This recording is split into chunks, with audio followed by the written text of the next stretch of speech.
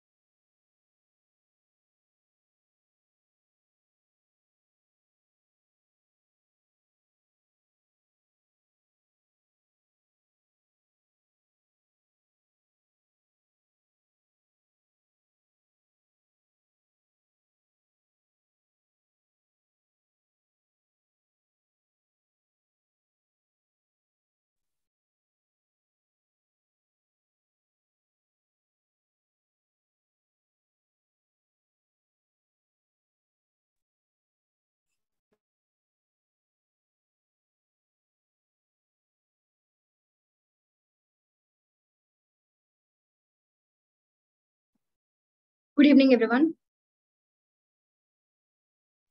Good evening, Anu.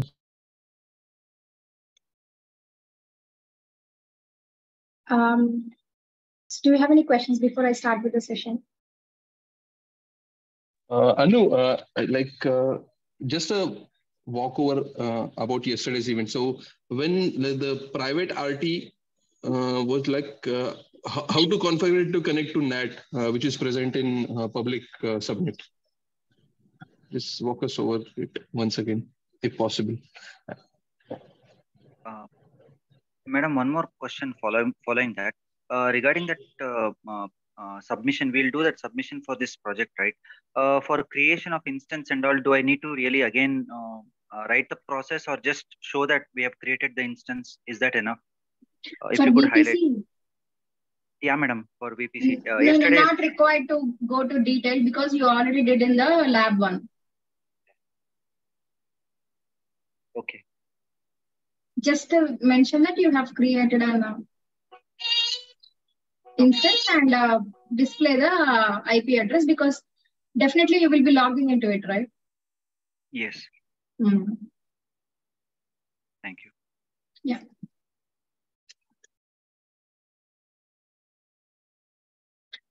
So how to have this NAT under the private route table?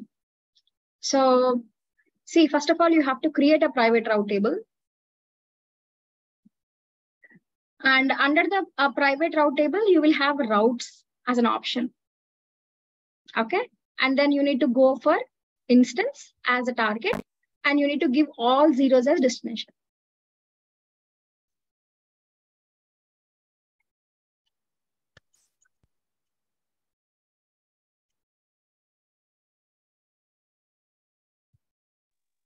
Okay, so all zeros means it's connected, like we are opening it to internet, right? Correct, right? So NAT has to go to the internet. So you'll give all zeros.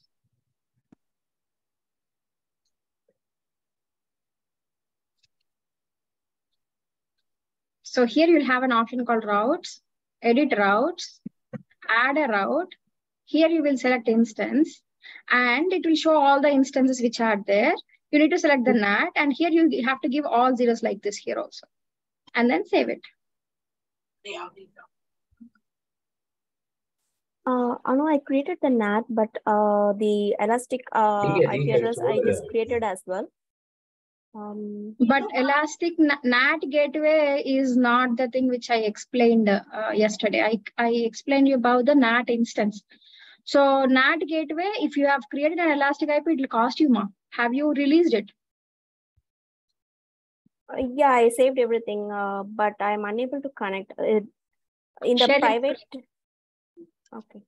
And someone please share the WhatsApp group link here. Yesterday it was already shared. Can you please share it again? Guys, you are not supposed to ask here, okay? You need to check with the Star Result team if you haven't received. Yeah, and I'm even continuously checking with them, but they are not adding. They're not responding, huh? Okay, so please someone can share the link. It would be helpful, please. Okay, no problem. Fine. Sorry, I know how to give the access. I don't know. How to share the screen? That's what you mean? Yeah, you mean so, just... Yeah, I know how to share the screen. Just how to give the control. First share the screen, then I will request for the access, then you can give. So I will just click on request. You will get a notification. Accept it. Okay, got it. Yeah. So now I wanted to check, okay, first of all, you created an NAT gateway. It is not supposed to be created. So it will cost you more. When you created this? I created yesterday. Oh my goodness. Now guys, if you have any bill, how to see? Now, have you ever seen if there is any billing? Now you will see in her account. Let me delete first, okay?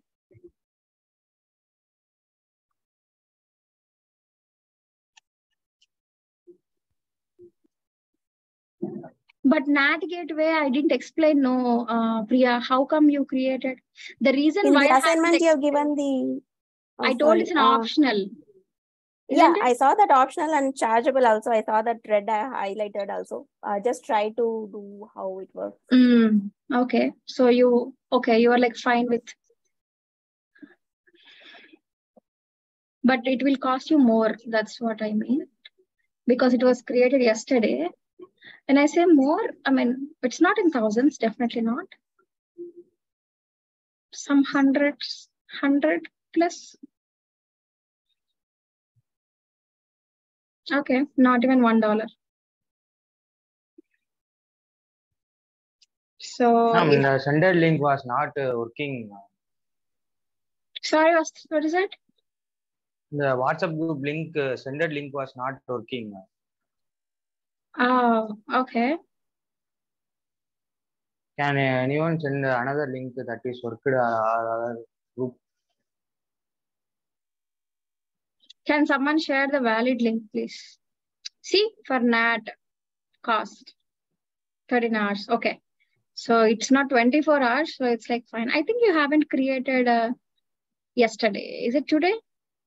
No, yesterday. Like in my time, it is post lunch, 2 o'clock. So okay, you're from different place altogether. So because this is showing it as 25th. That's okay. Let me just release it first.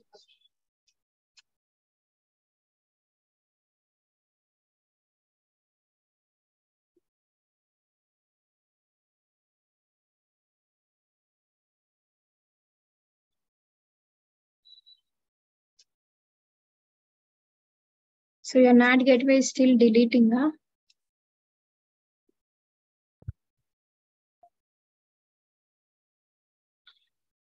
Got deleted, then what is the problem?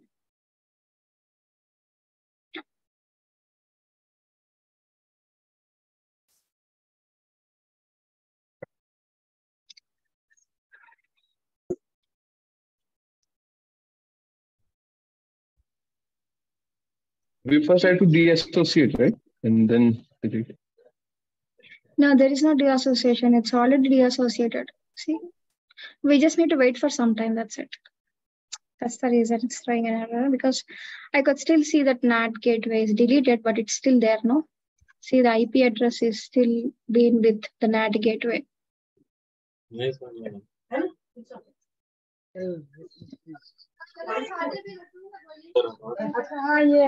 Guys, please go on mute.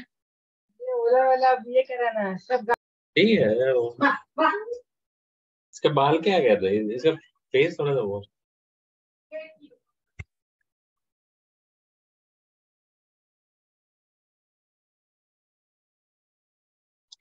So, Star Agile team, can you make me host?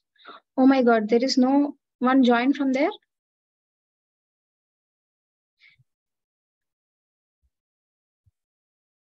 Star Agile team. There is no one from Star Agile, right? Yeah. I think they started the recording. They started the recording? Yes, when I joined this, it said like Yes. the recording has been started. Fine. So anyways, the Elastic IP is released, okay? I don't think you will get charged further. I mean, you will definitely see a cost increase because, so what's the time there?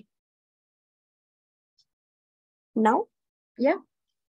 No, it's next day morning, 10 o'clock, like 9:40. 9:40 a.m. So you will get charged for another 9 hours, 40 minutes, okay? Okay. So you will see an increase in the cost. Don't worry. So probably if you see day after tomorrow you will see there is a cost, because see, from 12 a.m. to next 12 a.m. okay, or 11:59 p.m. whatever it may be the services we have used, you will see that cost in the next day. Okay, yesterday's billing you will see today. Okay, so today we just deleted now, right? So at 9:40 a.m. So for 9 hours and 40 minutes, you would see the billing tomorrow. You getting me, Priya? Yes, Anupama. So you may see an increase in the cost. That is really showing only 13 hours. So you will see another few hours increase, and then after that you will not see any cost. Okay. Okay. I'll stop sharing. You can just I'll just give up the control. You can stop sharing. So if I'm creating the gateway in the instance of the private network, do I need to select the IP address or elastic IP address to give the one which I created here?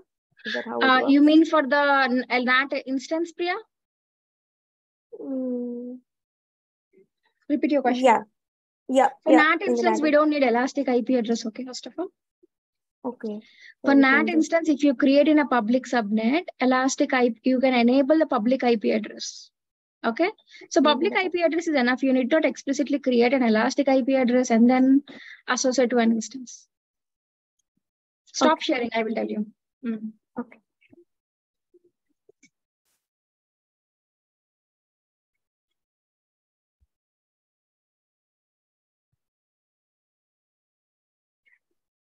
So when you say NAT instance, okay. So when you are launching an instance itself, you can enable the public IP address. So elastic IP address is what? It's a dedicated public IP address, right?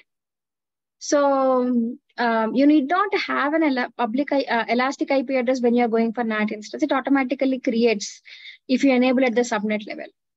Okay. So don't worry about elastic IP creation at all.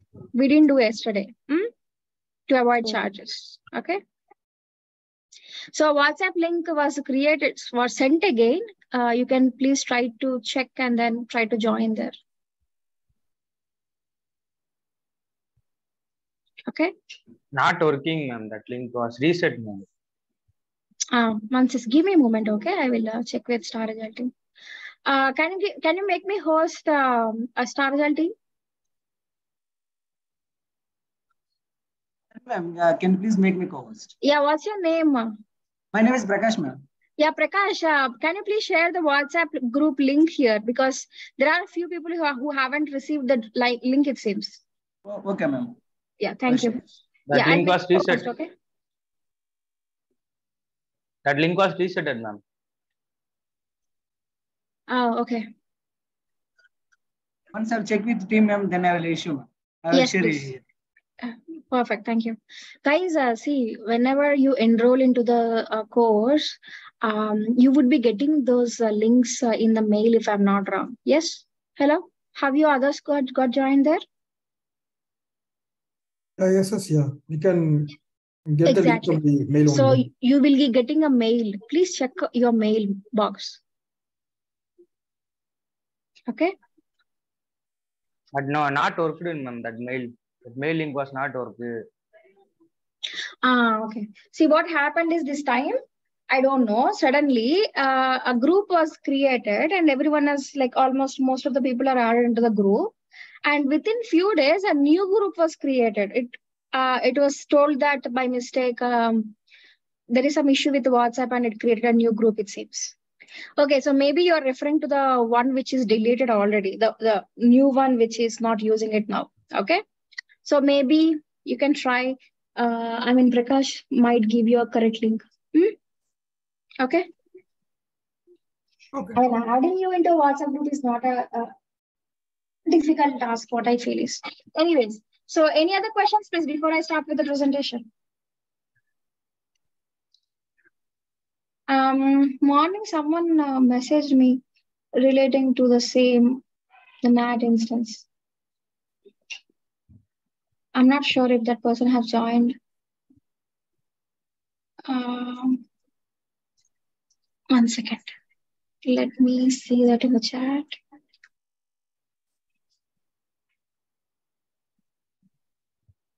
Madam, like it's a bit confusing regarding this network settings. If you could just go about a small brief of yesterday's NAT.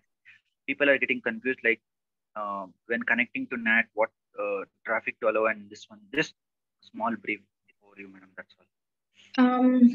I didn't understand. What is the network setting? Like for this instance, when we create public instance and private instance, connecting the routes and the settings that we have to create, disable, enable, that cross check, source and destination cross check, and See, whatever we are supposed to do, I have written here. I have shared that image to you, correct? Yeah. Now you're not understanding this just by reading this. Or what is the problem? No, I didn't understand. In practicals, while doing practicals, where to select this subnet, that one, it gets a bit confusing. So that's all. In the route tables, okay, 1 second. So when you select a route table, you will have routes. Here you will add internet gateway if it is a public route table. So if it is a public route table, you will go to routes and you will add internet gateway. Okay, because the public route table, you need to add internet gateway. Okay, if it is a private route table, again, you will go to the same route table and then edit routes. Here you will select an instance and you will select a NAT instance because we are going for a NAT instance, not a NAT gateway. If you are going for a NAT gateway, you will have an option here. Okay, simple. If it's a public route table, you need to select internet gateway. If it's a private route table, you need to select a NAT, either instance or gateway. Okay. So all the association part has to be done in the route table only. It plays a major role. Yeah. So now, once you select a route table and go to routes and add either internet gateway or a NAT, next comes with the association part, like the subnet association. So here only you have this option, subnet associations. Edit subnet associations, you select either public or private accordingly. I don't have that custom VPC. I'm just explaining in the default VPC only. Okay. So the whole association connection will be done in the route tables only. You will just create VPC. You create 2 subnets. You create 2 route tables, internet gateway. Individually, we create the components in the custom VPC. Once we create it, the whole connection part, this part, you will do it in the route tables only. And that too, selecting the route table, 2 options. That's it. Okay, Santosh? Yeah, ma'am. Do you want me to share anything else? Yes. One more question. So when we create the NAT instance, so the in the network settings, do we need to select the traffic, all traffic instead of SSH or TCP? In the NAT instance? Do we need to give all traffic? Yeah, you're asking in the NAT instance? Yes. Okay, see. When you're going for NAT instance in the security group, you have to give all traffic because the EC2 instance is trying to access to the internet. Okay, if it needs to go to the internet, if the firewall itself is having only SH protocol, it will not go to the internet, no? So that is the reason you have to open all traffic so that the request will direct to the internet. Okay. Great, thank you. Yeah. Anu, one more request here. So like when sessions are over, right? So is it possible to share a recording of the session by like next morning? Because if we when we get the recording, like it's already Monday, and if we have any doubt, then again we have to wait for another 5 days to reach out to you. Okay, first thing is recordings. I don't have any control. You need to check with them only, Samarth, because I'll not record them. Second thing is. Okay. Yeah, second thing is you have my WhatsApp number. You're already in the group. Okay, if not, see, this is my WhatsApp number. You need not wait, okay? You need no, not actually, wait. Yeah, because if you see now, we like many people have doubts like where to configure and how to configure. If they would have access to the recordings, right, their doubts would have got cleared yesterday or maybe today itself. Yeah.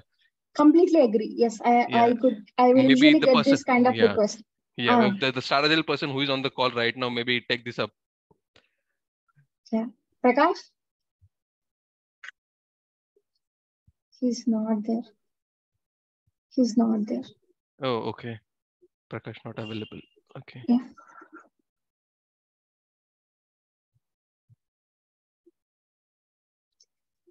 Keep that request in the group, okay? What you do is you try to, many people, if you can request it, they will consider having it immediately. See, the thing is like, I think it is possible to give it on Sunday only, but I don't know how the process will work. Usually, like a lot of sessions would happen on weekends, correct? So that is the reason they will actually convert that. See, it's basically a 4.5 hour session, right? So as soon as a recording is done, they cannot directly share it. They need to convert into MP4 first of all. Okay, that 4.5 hours of conversion into MP4 will take some more hours.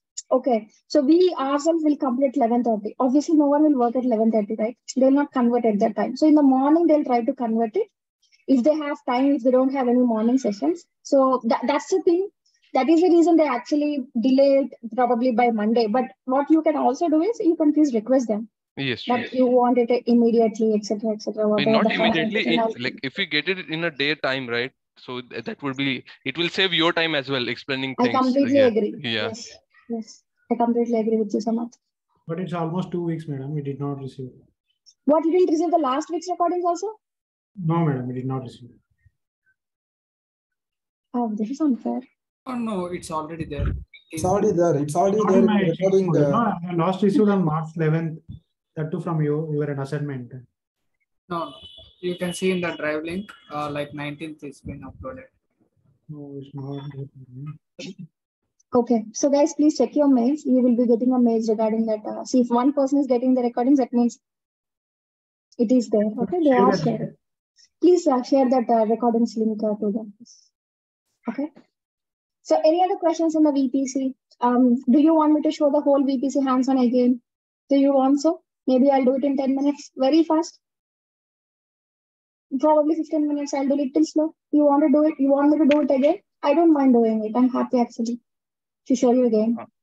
Okay, let's do it then. Yeah, madam. It will just clear out. Okay. Yeah. Okay. So I'll just explain what I'm gonna do here, and then I will do it all at a stretch. Okay, because it's the second time. So what I will be doing is in AWS, in a region, I'll create a VPC with the CIDR, and then I'll create 2 subnets, public and private subnets, and then I'll create internet gateway, route tables, and I will do this association. After that, I will launch 2 instances, public and private instances into different subnets. Yeah. And I'll try to connect from my local machine to the public instance. From public instance, I'll try to connect to the private instance. Okay. But obviously that private instance temporal has to be there in the public instance. I will copy it and then I'll connect it. So obviously when I connect to the public instance, I can ping to the internet, which is google.com. But from public, I cannot, from public, when I connect from public to private, from private, I cannot connect to the internet because the route table is not having internet gateway or NAT. At the end, what I will do, I'll create a NAT instance following this, all the things which we need to take care. And I'll add this NAT as a route in the route table. Then I will ping the google.com from this instance. It should work. Yes? Okay. So just give me a moment. I will share my screen right away.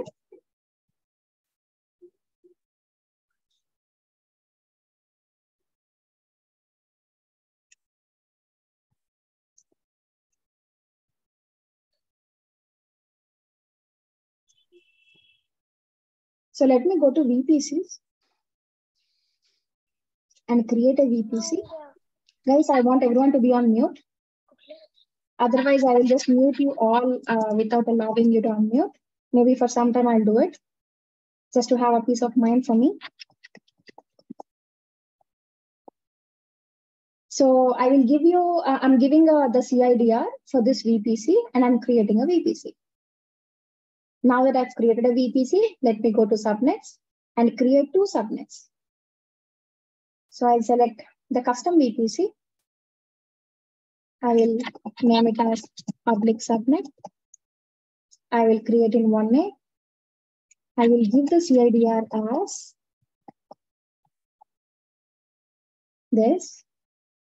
I'll create another subnet, which is private subnet. One availability is on 1B. Okay. And then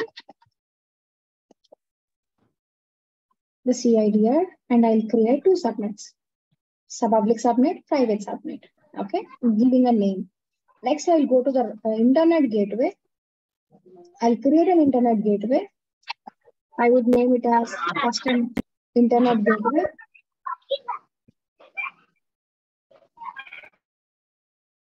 Custom internet gateway, and I'll create it.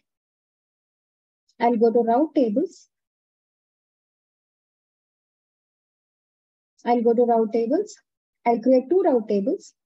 So I hope you're following it. I created VPC, I created 2 subnets, I created internet gateway and attached it to the VPC. If I'm not wrong, I'll check again. So I'll create 2 route tables now. Okay. So one is a public route table in the custom VPC. And I will create another route table, which is private route table. I'm just giving a name, okay? I'll justify those terms. And create 2 route tables. Okay. So I haven't attached to the VPC. Let me attach it. Okay. So now that I created these components separately, separately means I haven't associated and all. Okay. So in the VPC only, I created the components like internet gateway, route tables, 2 subnets. Okay. Now I'll go to public route table and I'll add this internet gateway as a route. I will go to again public route table and I'll associate this subnet under this. Okay. I'll show you 2 things at a time. So I'll go to this public route table, go to routes, edit routes, add a route, and I will select internet gateway. Because I have created, I can find it, and I will give internet as destination because the internet gateway has to go to the internet. Internet means all zeros. Now, in the same way, now that I have added internet gateway as a route, let me go to subnet associations, edit subnet associations, add public subnet, save it. So now I associated this subnet under this route table. Okay. Now the same way, let me select the private route table. Because we don't have NAT now, I will just associate this subnet under this route table. Okay. So select the private route table, go to subnet associations, edit subnet associations, private subnet, save it. Yeah, now that the VPC setup is almost done, the only thing which is left is enabling auto assign public IP address. So select the public subnet. So when I am launching an EC2 instances in the public subnet, I want the public IP address to be created automatically. Okay. So for that, I need to select the subnet, go to actions, edit subnet settings, auto assign public IP address. I'll just enable it. Okay. So enable the auto assign IP address settings to automatically request a public IP address for a new interface, network interface in this subnet. Means when I create an EC2 instance, it creates a NIC card. Okay. It's like your internet cable. So when you have your laptop, so you can connect it through Wi-Fi. You can connect to Wi-Fi. It's like a wireless NIC card, network card. Or you can also keep a cable and then connect it via it. Okay. So that is a physical NIC card. Yeah. So it automatically assigns an IP address to the physical instance. Now that the VPC setup is done, now let's launch 2 instances in 2 different subnets.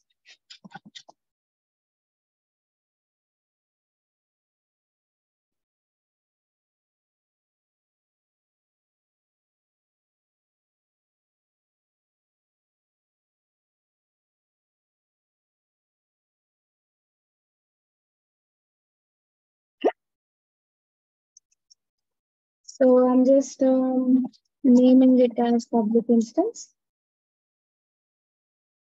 I'll choose Ubuntu. Ubuntu T2 Micro. Okay. T2 Micro instance type. I will choose public key pair.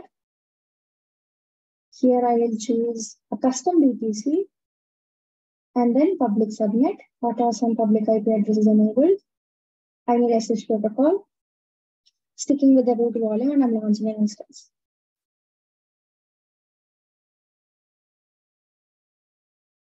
And then I launch a second instance before my first instance is ready. I will name it as private instance. I will select the Ubuntu one again. And I will go for T2 Micro. This time I will choose private keeper, and I will select create that in the custom VPC in the private subnet. Okay. And where auto-assign IP address is disabled, I don't want a public IP address, and I launch an instance. Launching an instance, we are aware of it, right? It is just that you need to enable, you need to create in a custom VPC. Okay. Now that there are two EC2 instances, I'll connect from my local machine to the public instance. I'll give permissions. I'll go back. I'll copy it, and I'll connect from public to private. Okay. So let me do that quickly. So let me open GitHub. So best practice is changing the permissions first. SSH-I, the temp file, Ubuntu at the rate of the public IP address of the instance. Public IP address of the public instance, obviously, because private instance is not having any public IP address. Okay. So I'm connecting to the public instance. There is a mandate command which I need to run, sudo apt update. Okay, so what I am doing, I'm being connecting to the public instance. Yeah, and I'll try to ping to the google.com from this public instance after updating.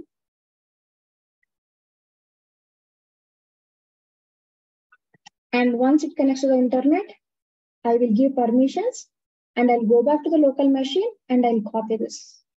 Yeah.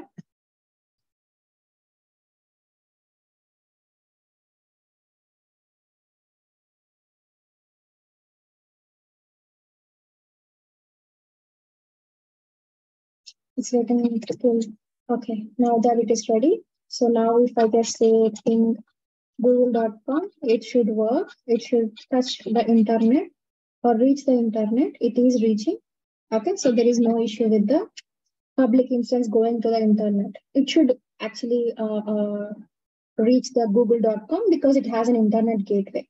Now that, let me give permissions. Let me elevate myself from Ubuntu to root. And then I would say, what is that? chmod read write execute permissions to OPT folder. Okay. Now, if I go to OPT folder, I don't have any files, but after copying, I should be finding a file that is private.pem file. Okay. So let me exit from root to Ubuntu and Ubuntu to local machine, and I will copy. So I would copy the private pem file by giving the public instance details. It should be copying successfully. It is 100% successful, 100% copied. Okay, I'll connect to the public instance now. And then I will look into the OPT folder.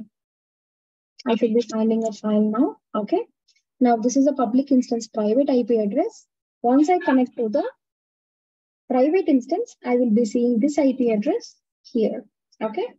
So let me connect chmod 400, the PEM file, SSH-I, the PEM file, Ubuntu at the rate of the private IP address of the private instance. So it has, are you sure? I would say it has yes. And now you see, I am in the private instance. But when I try to ping google.com, okay, so it will not work because now that I am in the private instance is not having any internet access. It doesn't have NAT yet. It is not having internet gateway as well. Okay, so now I will create a NAT instance. Okay, so I will name it as instance. Okay, I will choose a NAT AMI from community AMIs. I will just search for NAT.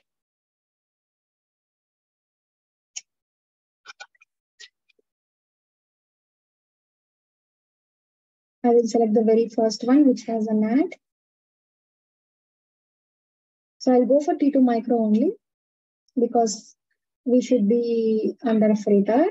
Okay, so I will proceed without a keeper. I don't need a keeper because I'm not connecting into it. But I need to create this NAT in public subnet. So please don't miss this, okay? So create in custom VPC in public subnet, and I'll open on traffic. See, while you're creating a NAT instance type should be taken care because there is only one instance in the private subnet. T2 micro would be enough. Security group, I opened all traffic. Yeah. So security group, I opened all traffic, and the public IP address, the enable public IP address, sort assign public IP address is enabled. So with this, I'm launching an instance. This source and destination check I will do after launching an instance. So now that the instance is launched, it's still in pending state, but not a problem. I can change the source destination check while it is still in pending state. Okay, so I've taken care of all the things which is required for NAT instance. The only thing which is left is NAT has to be in under the private route table. So go to the route tables, click on the private route table, go to routes, edit routes, add a route. Now I'll select the instance, and out of 3, I will choose NAT instance, and I will go for internet. Okay, because the NAT has to reach the internet. So destination is internet, save it. Now if I go to Git bash, you see it's working now. As soon as I just saved, it started working. Now let me stop it. Let me allow you to unmute yourself. Now any questions?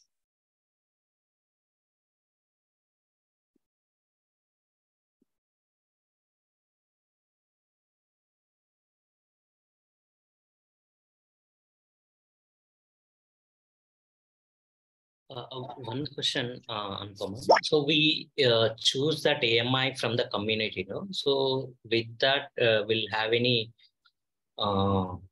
cost kind of thing?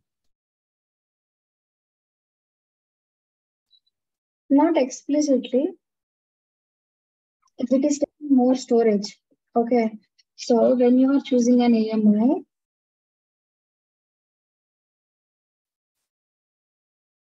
so when you are choosing a particular AMI, let's assume that I am choosing something which is an Amazon Linux one, and I will choose a deep learning. Okay, if I choose this, the thing is like, if I go to this storage, you see 45. Yeah. So the storage cost. Okay. Okay.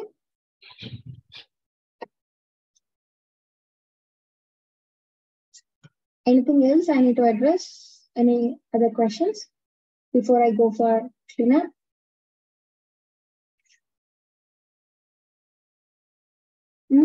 All good?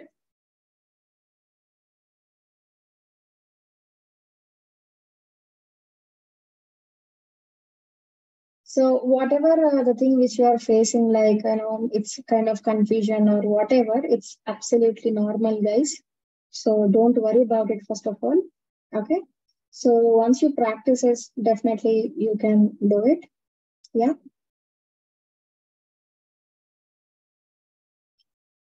So regarding the recordings, I am helpless at that point because however I can help you, I'm doing it already. Okay. So please check with them. They are the right person to give you, answer that question. Yeah.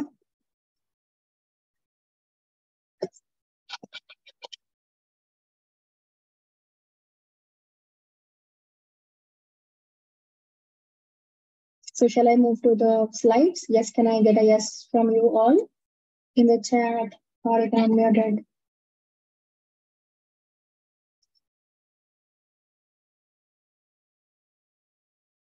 Okay, cool. Thank you.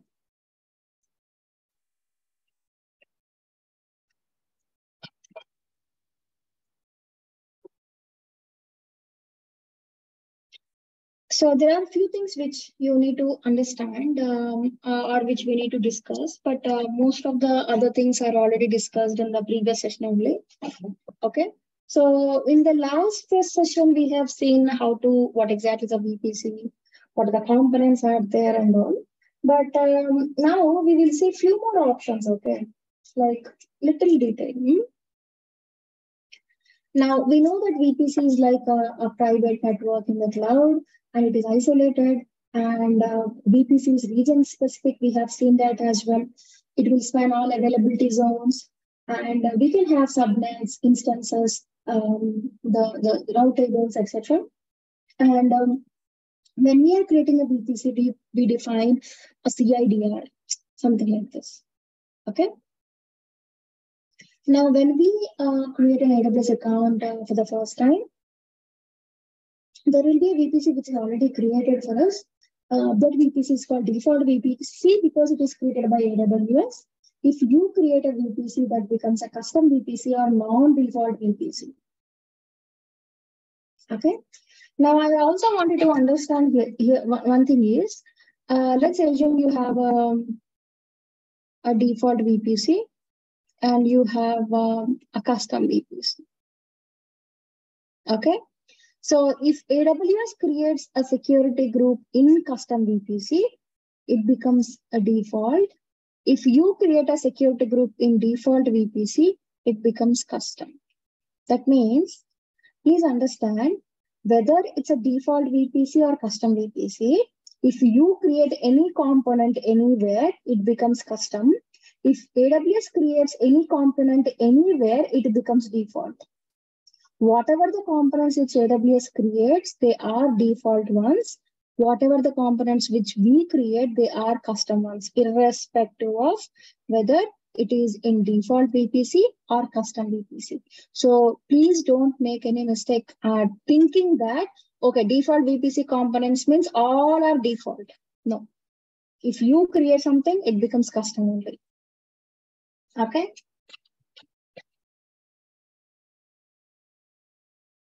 Now, if you have a default VPC, by default, all the subnets are public subnets. Yes, that is the reason. Wherever we created an instance, we launched an instance in the previous labs, we were able to connect to the internet. I mean, connect from the internet to the instance. Yeah. So all the subnets are public subnets. That means all the subnets are associated with a route table, which has internet gateway as a router. So they can access to the internet. But if you go for a non-default or custom VPC, by default, internet gateway will not be there. Correct me, we created yesterday, right? So by default, the subnets which we create are the private subnets. They can communicate with each other within the VPC, but they cannot access to the internet. Now, coming to the VP subnet sizing, as we discussed yesterday, we do have some ranges where we have to go for these ranges when you are creating a VPC. And these ranges are from RFC 919 standards, okay, where we can go from /16 to /28, where 16 is the least and 65,000 plus is the highest where you can go for. Now, we also discussed that when we launch and when we create a subnet, okay, in each and every subnet, the first 4 IP addresses and the last one would be reserved by AWS. Yes, for example, if you take this subnet, so 10.0.0.888/24, right? So this would be the subnetwork prefix, and this is for hosting, where this will go from 0 to 255. Okay, so you have 0, 1, 2, 3, so and so forth, 255. Out of these IP addresses, the first 4 and the last one is reserved by AWS. So the first one is for the network address, second one is for the VPC router, the third one is for the DNS server, fourth one, if in case AWS needs in future, and fifth one is for the network broadcast address. Okay, so no one will ask you in the exam for what it is reserving it. They want you to know that there are 5 reserved IP addresses for each subnet. Okay. Now, and another thing is, let's assume I have created a VPC with the CIDR has this 16. This is the highest one, right? Where I am getting 65,000 plus IP addresses. Now, over a period of time, I have utilized all my IP addresses. Now I want more. And this is the highest, I cannot increase it. But what we can actually do is, for the same VPC, I can go for a secondary CIDR, something like 10.1.0.04/60. Now where I will get another 65,000 plus IP addresses. So 10.0 is the network prefix in this CIDR. In the primary CIDR, 10.1 is the network prefix for the secondary CIDR because the primary and secondary should not overlap. So they are unique, right? So all the IP addresses in this network in the CIDR will start with 10.0. All the IP addresses in the CIDR will start with 10.1. So they are not overlapping. So they shouldn't be overlapping also when you are going for a secondary CIDR. Okay. Now, once we create a VPC with a CIDR, let's assume I created a VPC with 24. Yes. A VP itself I have created with the forward/24. How many IP addresses I'll get? 256, right? So if I create a subnet with the same CIDR, yes, I can create a subnet with the same CIDR. As VPC CIDR and subnet CIDR can be same. Okay. So where even if I create a subnet with the same CIDR, I will get 251 IP addresses only because there are 5 reside IP addresses in each and every subnet. So at the end, I can use only 251 IP addresses if I create a VPC with the CIDR. So initially, I just need some 100 IP addresses. So that is the reason I created with this CIDR because I thought that this would be enough. But later, my business was expanded and it was growing unexpectedly and I need more IP addresses. So once I create a VPC or a subnet with a specific CIDR, will I be able to change the CIDR at any point of time? No. Okay, so once we create a particular network ID or a subnetwork ID, we cannot change it. Once it is created, we cannot modify it. Okay. So anyways, whether you go for forward/24 or forward/16 doesn't matter. AWS is not going to charge you for VPC creation at all. So what AWS recommends is go for highest one. Maybe in future, if you want to expand, it will not become a bottleneck. The number of IP addresses will not become a bottleneck. But you can go for 16 and then if you want more, then you can go for secondary one. But instead of, if you go for forward/24, you'll get only less IP addresses. Okay, so you cannot change the or increase or decrease the CIDR once it is created for the VPC as well as the subnet also.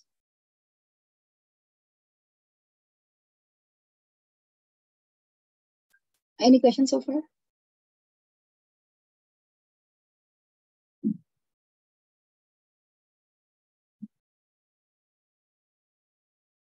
Now coming to the public and private subnet, if a subnet is associated with a route table which has internet gateway as a route, then this subnet will become public subnet.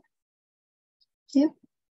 And if a subnet is associated with a route table which doesn't have internet gateway, then it becomes private. If a subnet is associated with a route table which has NAT as a route, it's a private. In both the cases, it's a private subnet. If you don't have any internet gateway, it's a private. If you have NAT also, it's a private subnet. Okay.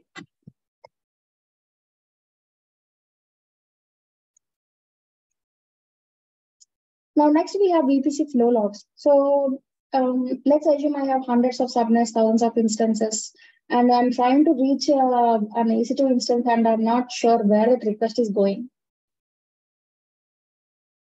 But I couldn't able to make it. So what you can do is you can go and enable this VPC flow logs. This VPC flow logs will capture the IP traffic flow. No other, even CloudWatch can't do this, okay?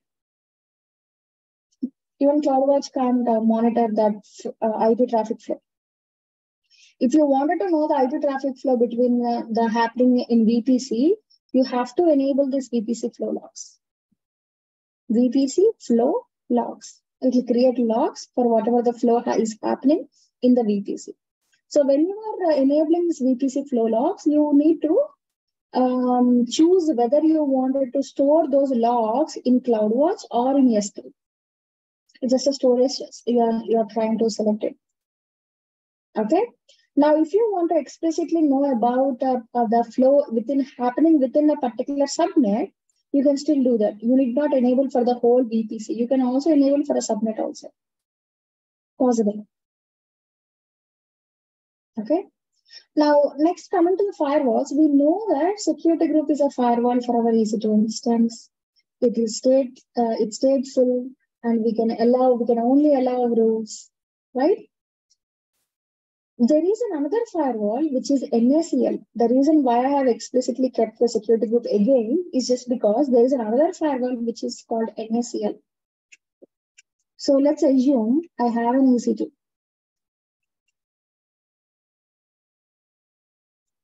Okay. So EC2 firewall is security group. Okay. Now this EC2 instance will be in a subnet, right? Will be created in a subnet, correct? Now, this NACL is a firewall for your subnet.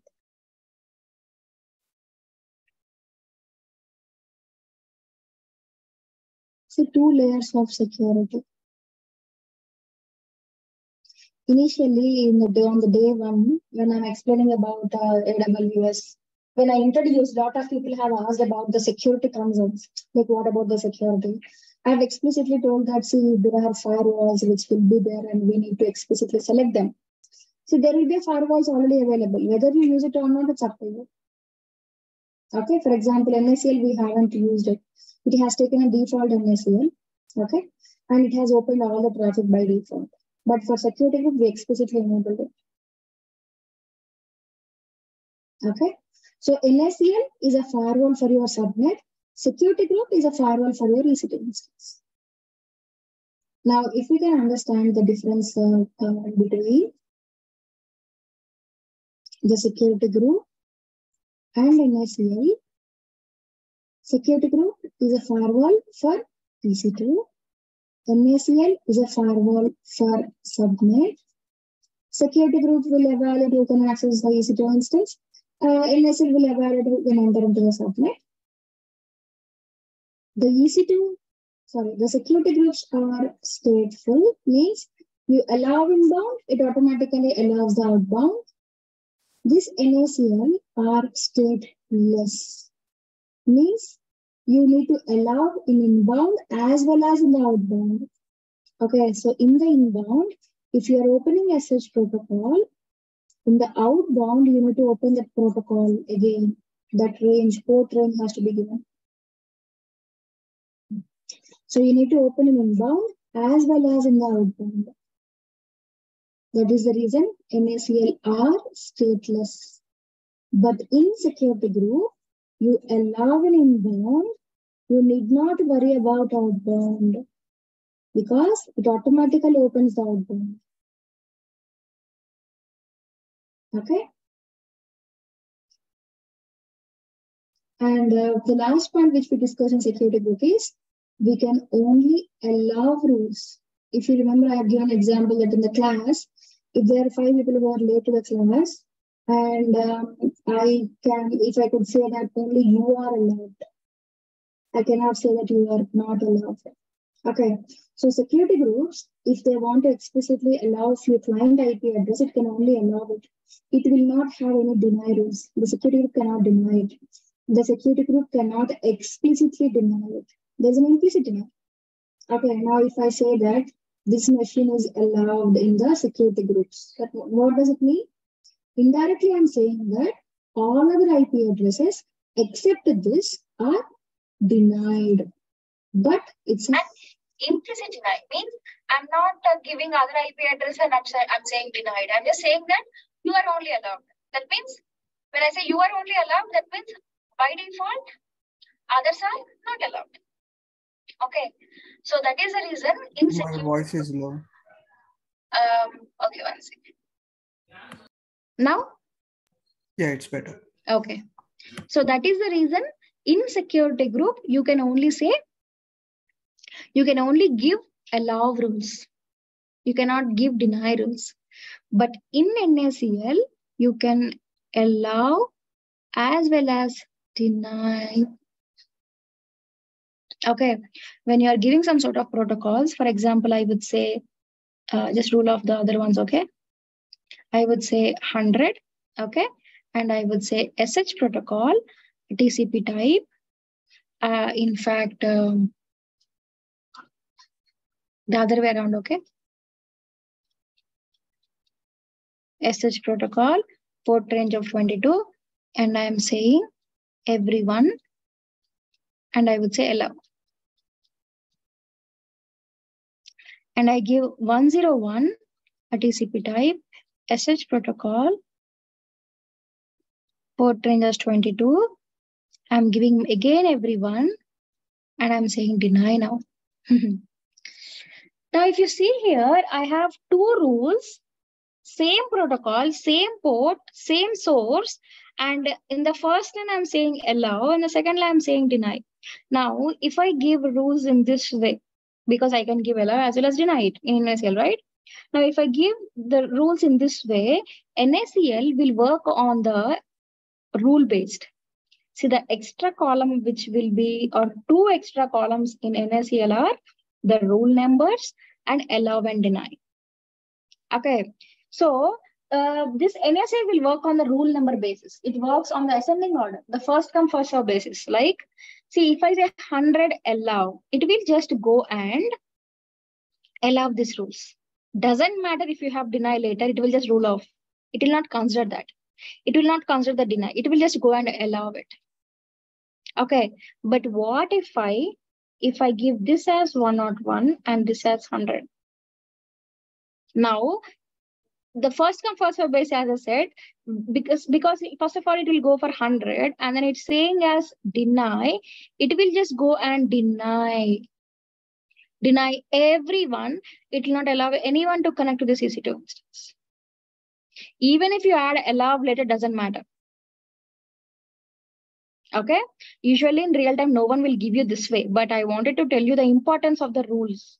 If there are overlapping, if there are few overlappings, first will take the precedence. The least number will take the precedence. Okay. And usually what happens is they would give something like this. Place.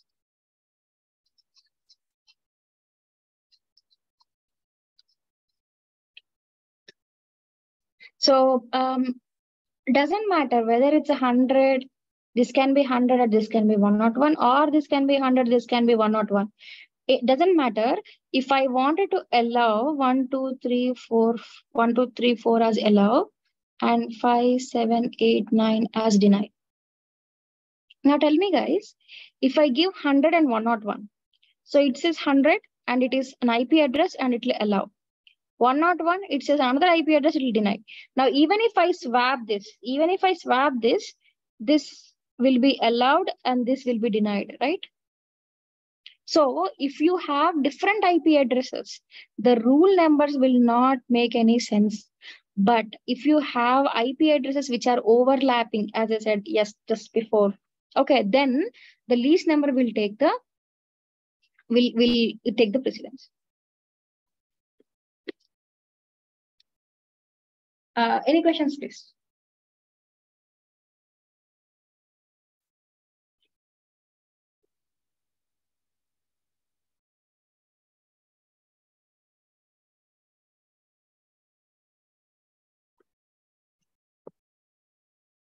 What will we if we have different ports? And again, different ports, different IP addresses. If you have different ports, they are not overlapping, no? So whatever it can be the rule. Okay, so I can just say, I can say 100, okay, TCP type, SSH, 22, 1.2.3.4, allow. Okay, now I would say 101, TCP, HTTP port 80 1.2.3.4 denied.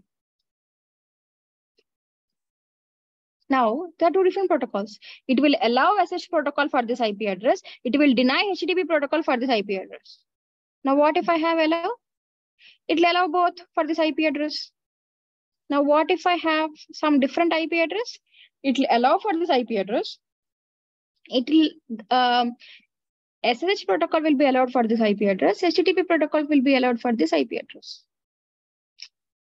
If there are different ports, different IP addresses, there is no problem. It will be, if the IP addresses are overlapping, then rule numbers.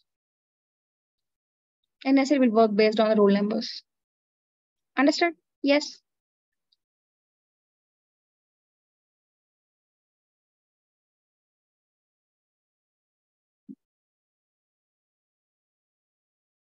Yes. Yeah, understood, ma'am. Yes. Now let's understand about the route tables, okay? So don't we feel that route table is having a major role in the VPC? Yes. With the help of route table, I can make a subnet public and private. I can change the destination. I can change the way it routes. Yes. So what is route table will have? It will have some sort of rules, and it can define where the traffic can flow, the network traffic can flow from the internet to which subnet, etc. Right? Yes.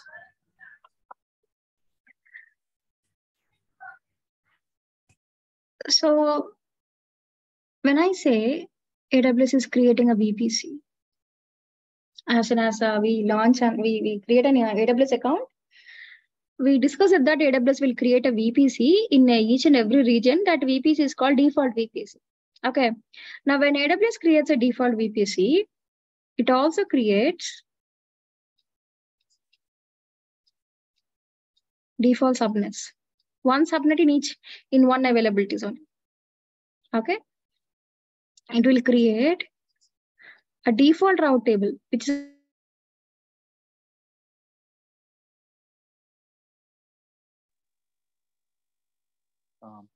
Madam, your voice blocked. We lost your voice. Maybe we lost voice, yeah.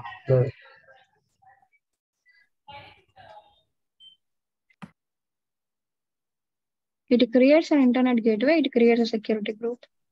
Ma'am, we lost your voice. Yeah. You skipped the entire timeline, madam. Means? We can't hear you from the default subnet. After that, directly you went into NACL. Oh, okay.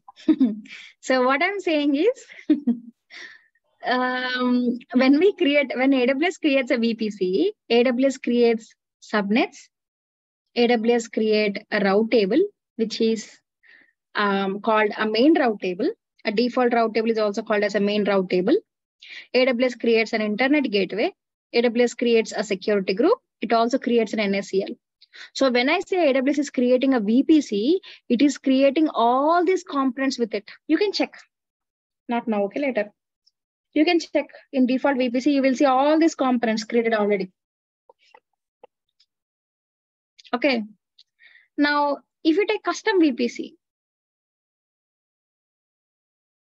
means the VPC which you guys can hear me, right? Yes. So the VPC which we create. We need to create. Correct. We create. Okay. So if we create a custom VPC,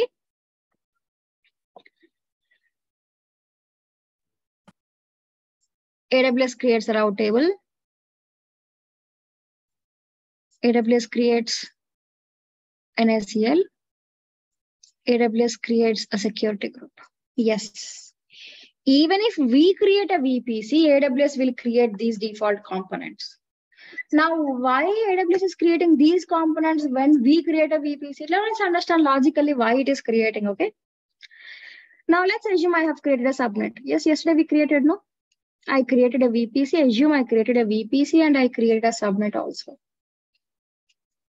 I created a subnet, but I haven't created any route table.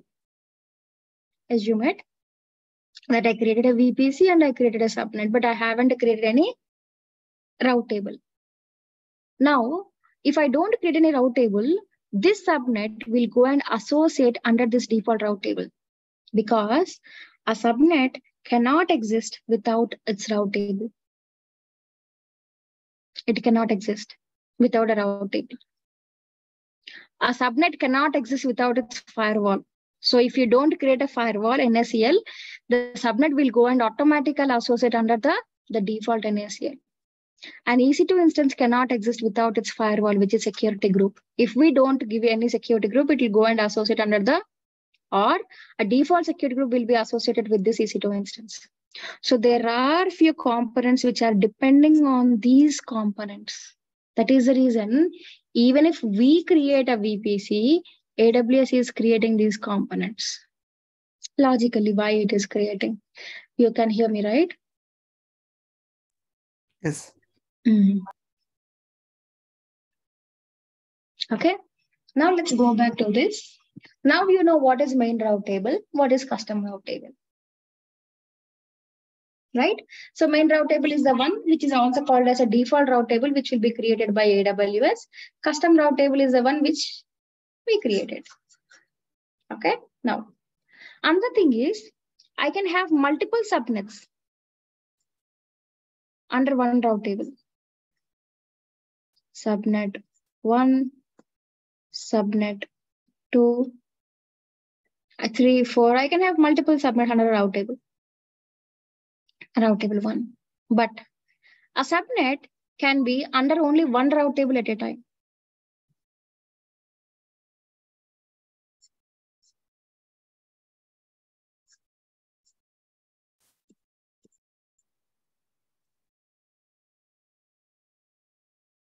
So if I try to associate this subnet under this route table,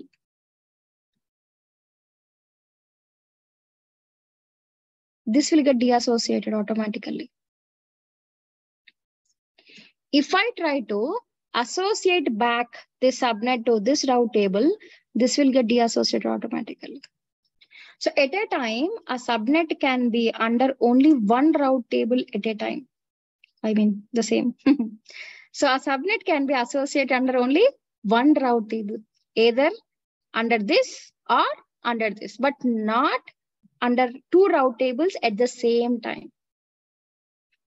See, if you logically understand, if I have the internet gateway for this, what will happen? The subnets will become, hello? Public. Sorry? Public. Exactly. If I have a NAT or if I don't have internet gateway, these subnets will become Private. correct, no? Now, how a subnet can become public and private at the same time? Nonsense, right? It doesn't make any sense. So if you can understand in this way that a subnet cannot be under two route tables at a time.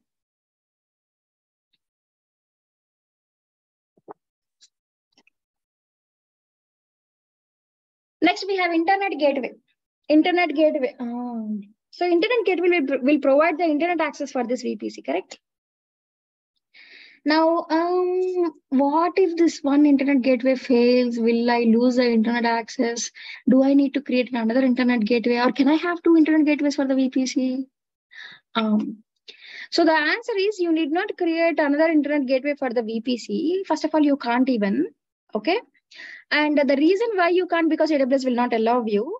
And another reason logically is you need not actually, because internet gateway is a highly available component. See, you never in your, so if you start your journey with AWS, okay, never in your project in future, you never like hear the term like the internet gateway got failed. No, there is nothing as such. There is no single point of failure for internet gateway. Internet gateway will never fail, first of all. Okay, so it's a highly redundant, horizontally scaled. One internet gateway per VPC is more than enough. You need not worry about having another one because it's taken care by AWS. Okay. And finally, we have NAT. So NAT will provide the internet access for the private subnets. Okay, so we have two types of NATs, NAT instance and NAT gateway. We know the differences as well. I don't want to discuss this again. Not to bore you. Now, next we'll see VPC peering.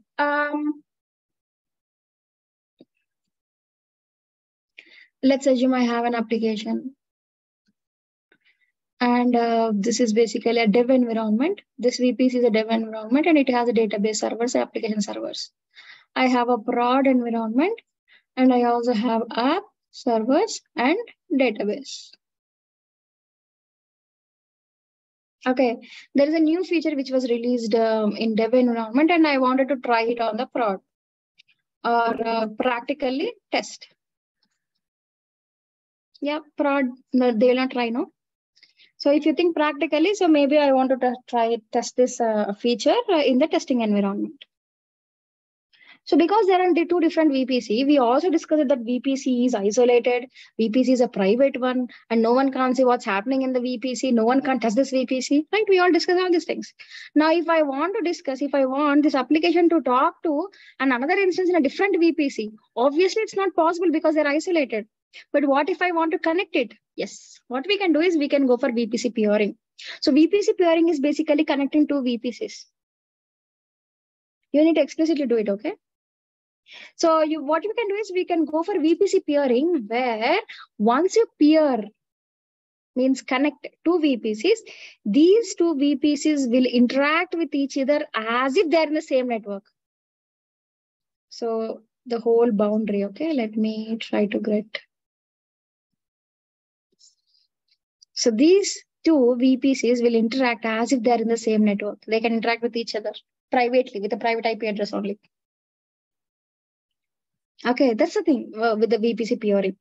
Now, when you're going for VPC peering, you need to keep few things in mind, okay?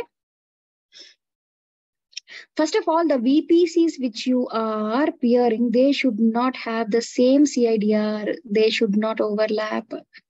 See, simple, no?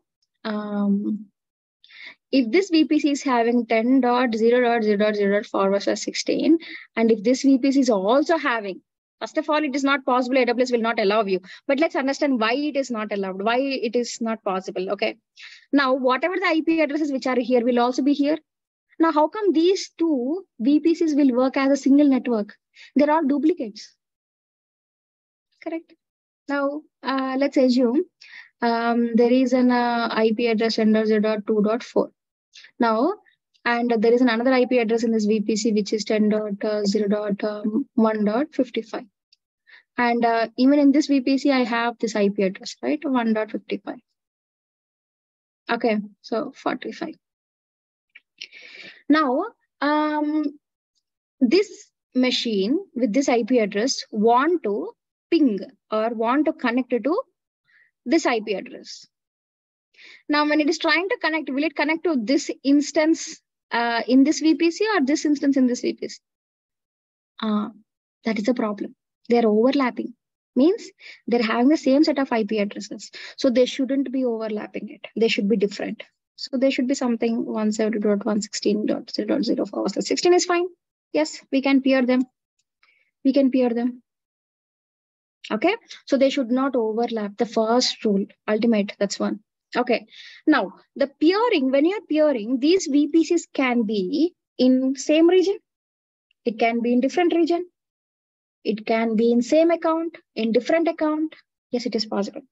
AWS, in fact, slowly enabled it. Usually, previously, within the same region, it is possible a few years back. And then AWS enabled inter-region. Different regions also is possible. Later, different accounts also. Okay, I mean, they expanded slowly one by one, but now, yes, different region, same account, different account. So you can peer a VPC from my account to your account to same region or different region, etc. Okay, now another thing is, let's assume that I have peered them. Now, initially the application is able to talk to the database. Later, I don't know, suddenly my application is not able to talk to the database. Is it a peering failed? No ways. So same as the internet gateway, there is no single point of failure for the peering connection. Once it is established, okay. See, first it has to be established. Means it will request the peering, the VPC1, any VPC, okay, this or this. Okay, one VPC will become a requester and another VPC will become an acceptor. So if once it is requested and if it is accepted, the peering connection would be established. Once it is established, there is no way where the peering connection fails. There is no single point of failure for that. Okay. So it uses some existing infrastructure to have a peering connection. We really don't care about it. It is just that there is no single point of failure for this. So if the application is not able to talk to the database, it might be of any other reason, but not the peering connection problem. Okay. Now, when we say peering, let's assume I have 3 VPCs.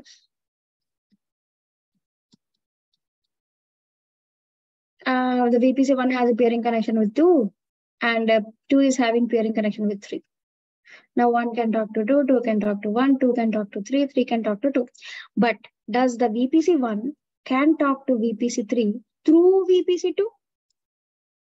No, it doesn't support transitive peering. So transitive means through a VPC and touching and accessing other VPCs. It's not possible.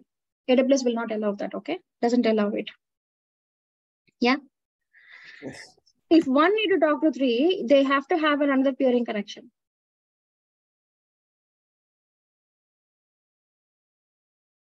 Okay, I need to have a peering connection to talk it, fine. But what if I have 4 VPCs?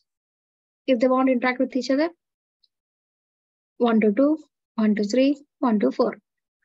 1 can talk to all VPCs. 2 can talk to 1, 2 can talk to 3, 2 can talk to 4.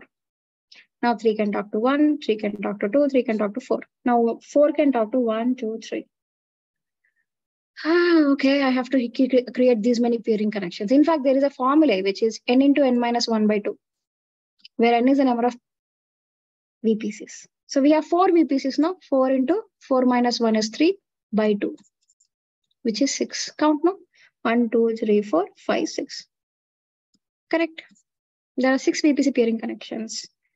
Now, what if I have 5 VPCs and I want to pair them? 10, 50? What is more than that?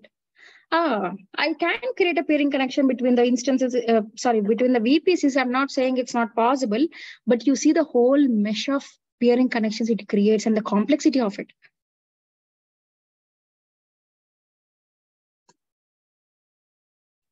That's where we go for transitive peering or transitive peering supported by transit gateway.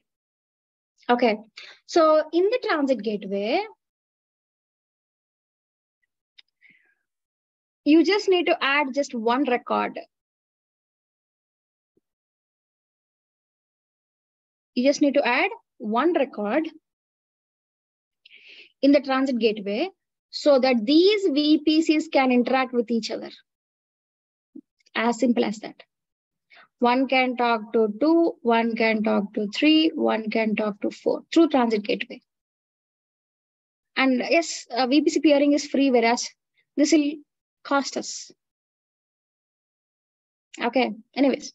But yes, transit gateway will solve this if you have more VPCs. If you have less VPCs, peering connection is good enough. But if you have more VPCs, then you need to go for transit gateway where you can save some complexity. But yes, there is a cost associated with it. In fact, you can also have your on-premises data centers having a connection with the transit gateway so that from the data centers also I can interact with the VPCs. Okay.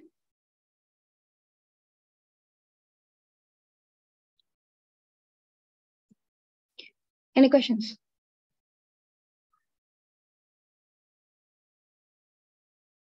So, suppose in this transit gateway, so VPC1, I wants to have pairing with VPC2 only, but VPC1 doesn't want to have the pairing with 4 and 3. So, yeah. Is that possible? Yes, when we are actually creating a transit gateway and adding these VPCs, we can define whether the VPC1 can talk to 2, 3, 4 or only 2. So here you will add the rules only to 2. So here you will add, maybe I want to interact with all. Sorry, 1, 3, 4. So yes, it is possible. Answering your question. Okay, it is not that by default all VPCs can talk to each other. Okay, see, the requirement in the previous example, which I've told in the previous slide, is yes, they want to talk to each other, so transit gateway can solve it. But yes, it is possible to control what VPC can talk to what VPC. Okay. Anupama, I have one doubt.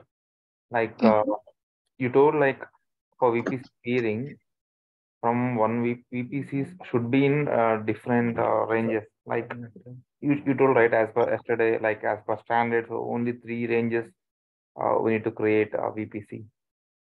So now, so if we have 4 VPCs, so obviously, so there is a duplicate range will be there, right? So example 1 and 4 in the same range of VPCs. So peering is not possible, right? Okay. Now, when I say 3 ranges, means if you take this CIDR, I can create a VPC with this CIDR. I can create a VPC with this CIDR also. Are they overlapping? No. Who asked this question? I thought like /16 here, like it indicates the prefix, so that's why. So this is the starting, no? So are they overlapping? I want you to answer, please. No. No. Is it overlapping with any other IP address? I mean, CIDR? How many I can create? But what exactly that /16 means? Like 10.0 is a network prefix. 10.0 is network prefix. Here 10.1 would be the network prefix. Here 10.2 is a network prefix. These are all for hosting.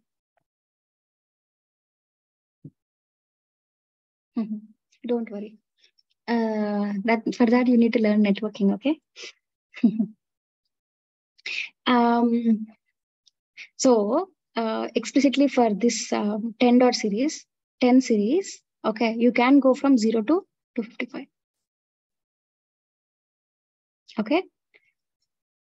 For 172 dot, this series, you can go till 31.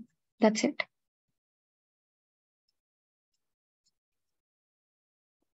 For now 192 series, you cannot go anywhere.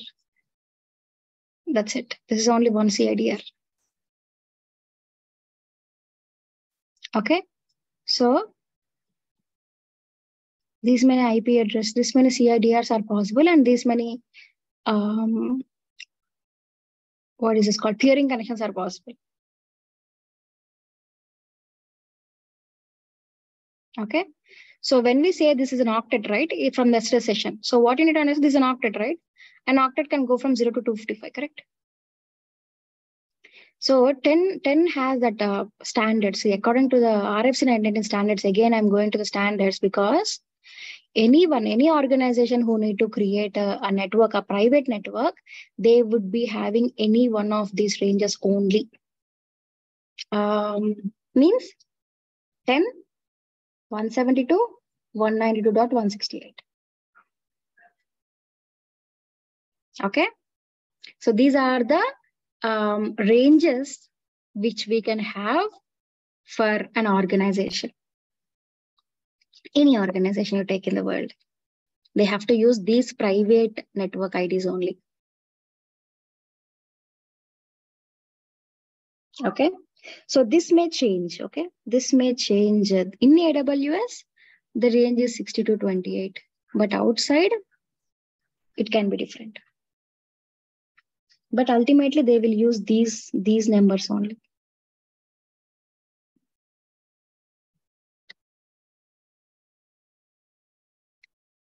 Okay, it's like this. For example, in India, if you want to drive, you need to make sure that you're driving on the left. And if it is a two-way, if it's a one-way, you will be going only one way. But if it's a two-way, you have to go left. If it's a road, and the opposite person will be coming on the left, like this, right? These are basically rules, right? The same way, if you're creating a network, you need to follow these standards. That's it. You need to go for only these CIDRs.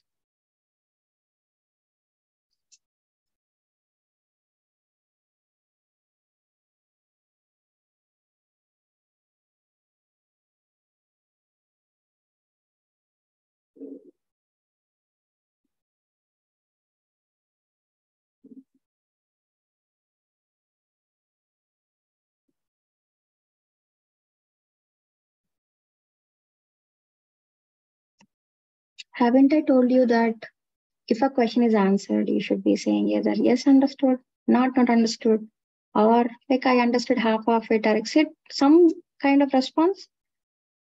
Don't you think it's your responsibility? Yeah, I thought like only class 16 is fixed in the AWS. In AWS, yes, 16 to 28. Anil discussed yesterday also, right?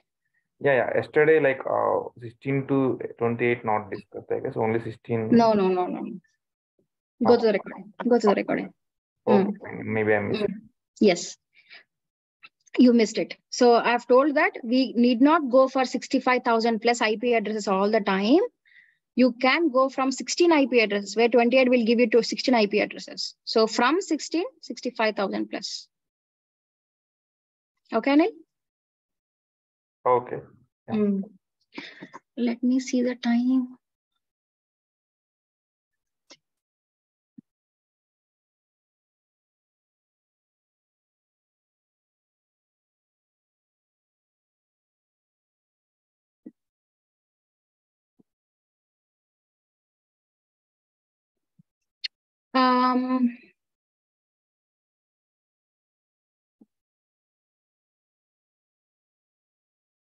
See, the problem is time. Okay. The concepts which I'm explaining should be of AWS only. These other things you can gain even in internet. But anyways, if you take an IP address, we understood that it is an IPv4. It's a 32-bit long. And this are octets. Octet is 8 bits, 8 zeros to 8 ones. 8 ones means 255. So an octet can be from 0 to 255. Like we have 4 octets. Correct? Now, if you can see the combinations of all the IP addresses, means it can start from all zeros, 0.0.0.0, 0.0.0.1 to 55. This will go from 0 to 255. And then this will go from 0 to 255. And even this means 255 at the end, the last IP address will be this. So these are the, in fact, 2 par 32 IP addresses, we will get it. If you write the combinations of it, you try to understand, okay?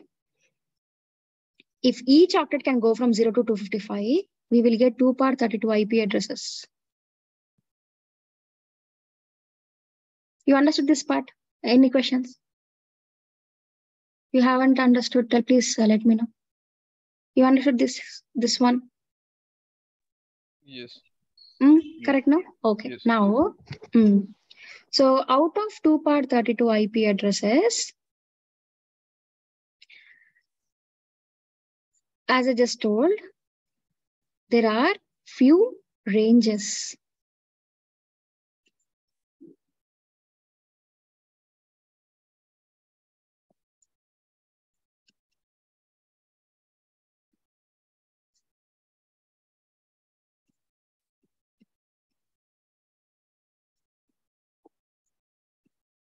These are the private IP address ranges.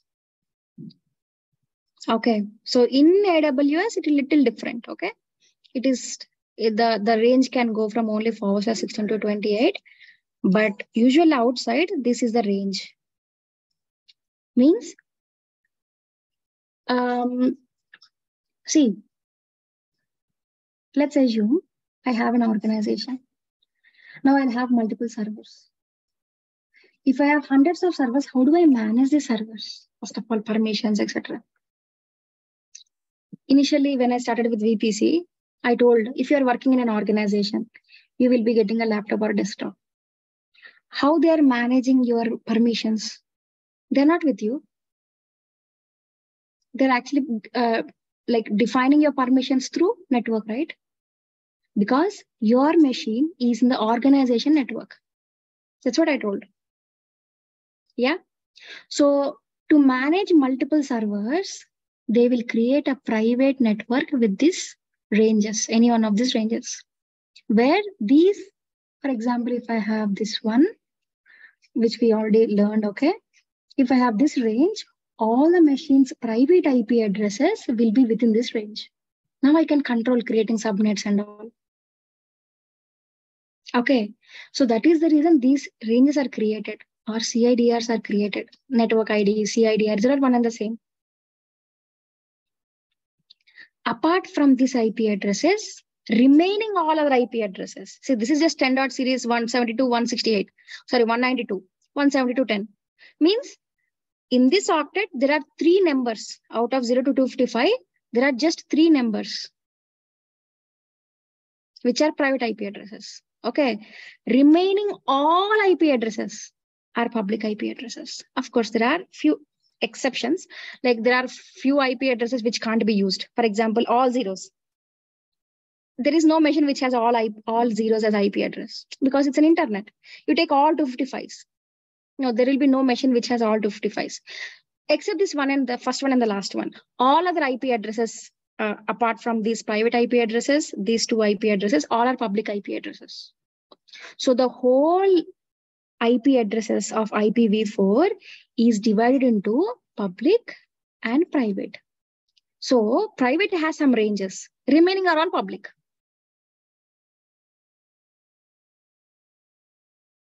Understood? This is to detail into the IP addresses.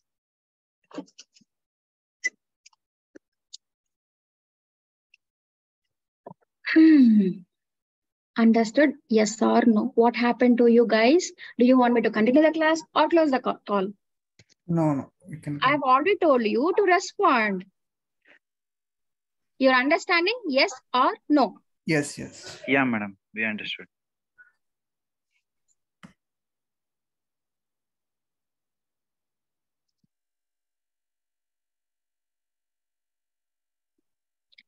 Okay. Now, if you want to connect from... Sorry, Anu. One question here before we jump on to the next topic. So in the, when we talk about the gateway, right? So VPC with gate, which is connected to gateway, can also be connected with another VPC. Priya, which gateway? We have NAT gateway, we have internet gateway, we have other gateways also. The AWS transit gateway. Ah, okay, transit gateway. The previous page or the screenshot. So the VPC, which is connected to the transit gateway, can it also be connected with another VPC for peering, which I don't want to connect it to gateway? I mean transit gateway. So you mean, apart from being in transit gateway, can I peer another VPC? Yes. Yeah. Yes. Okay. Okay. See, the concept of transit gateway is again, see, it's same as peering only, no? That just to interact with each other. Okay.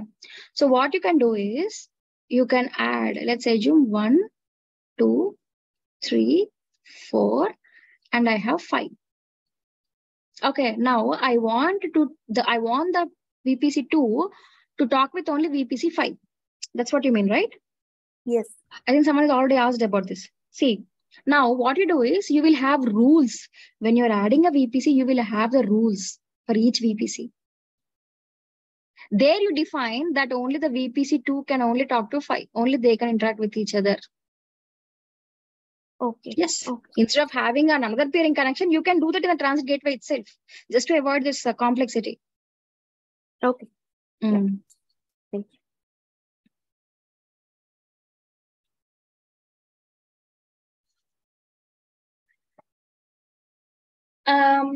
If we want to connect from the customer data centers to AWS regions, yesterday someone is asking this, how can I do it? One way is VPN connection. So if I want to use the EC2 instances from my corporate data center, the customer must have a customer gateway, and the VPC must have a virtual private gateway, and the site-to-site VPN connection can be established. They have to have these gateways, okay? So the customer should have a customer gateway, the VPC must have a virtual private gateway, then a VPN connection can be established. But this VPN is internet-based. So the VPN is like a virtual private network. What does it mean is the data moving between the AWS regions and the customer data centers is encrypted. That's the meaning of VPN. Okay, VPN connection. So it is secure. So it is secure, but it is an internet-based, means the data will move through internet. So when you say it's an internet-based, of course it is secure. The thing is like you will not see consistency in the network. So you will have up and downs. Even if you go for high-speed internet, you don't see consistency like this. Okay. So VPN is basically a way where we can connect from the on-prem to the cloud in simple terms. But if you have multiple data centers, if the customer is having multiple data centers, then you need to go for VPN Cloud Hub, where the VPC must have a virtual private gateway as it is, as usually. Each customer data center must have the customer gateway. And you can have a site-to-site VPN connection to all the customer data centers. Okay.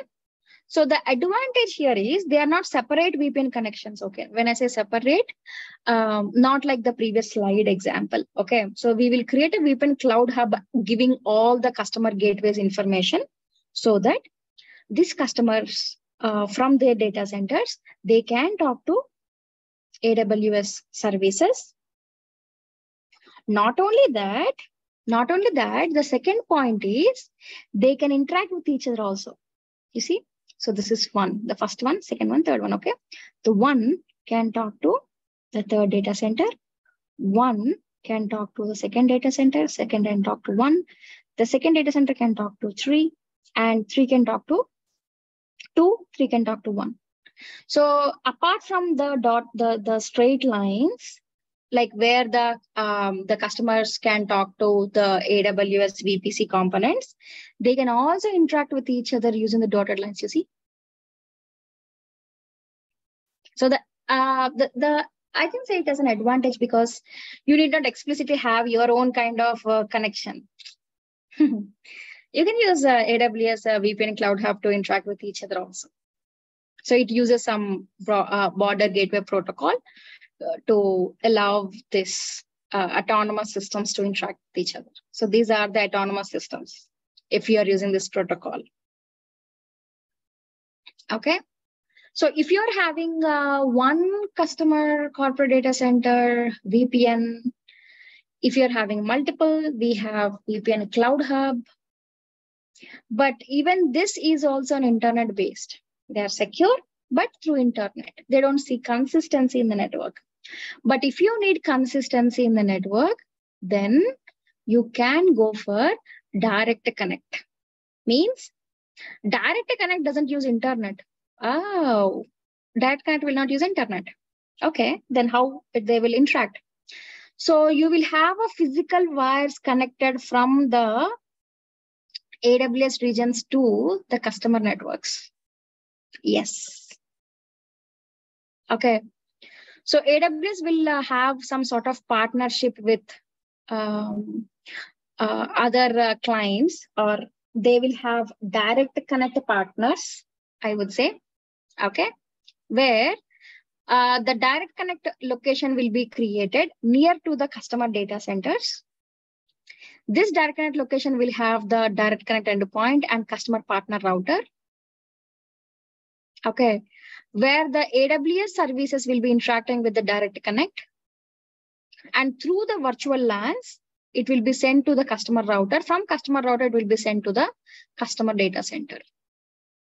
So the whole process from here till here and from here till here, this is not an internet. It is a physical wires connected from in the underground, the wires connected to transfer the data to the data centers of customers.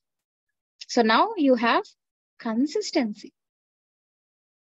It's not internet based. You have consistency in the network. So if you're having a critical application where your customers are accessing and they don't want some sort of discrepancies in the network, you can go for direct connect. It is expensive because you have to have a physical location near to the customer locations. Okay. And but once you enable this direct connect, the more you use, the less you pay. Okay. The more you use, the less you pay. That's a good thing in direct connect. And you need not worry about paying to the internet service provider if you are going for direct connect. Okay, so it is not internet based.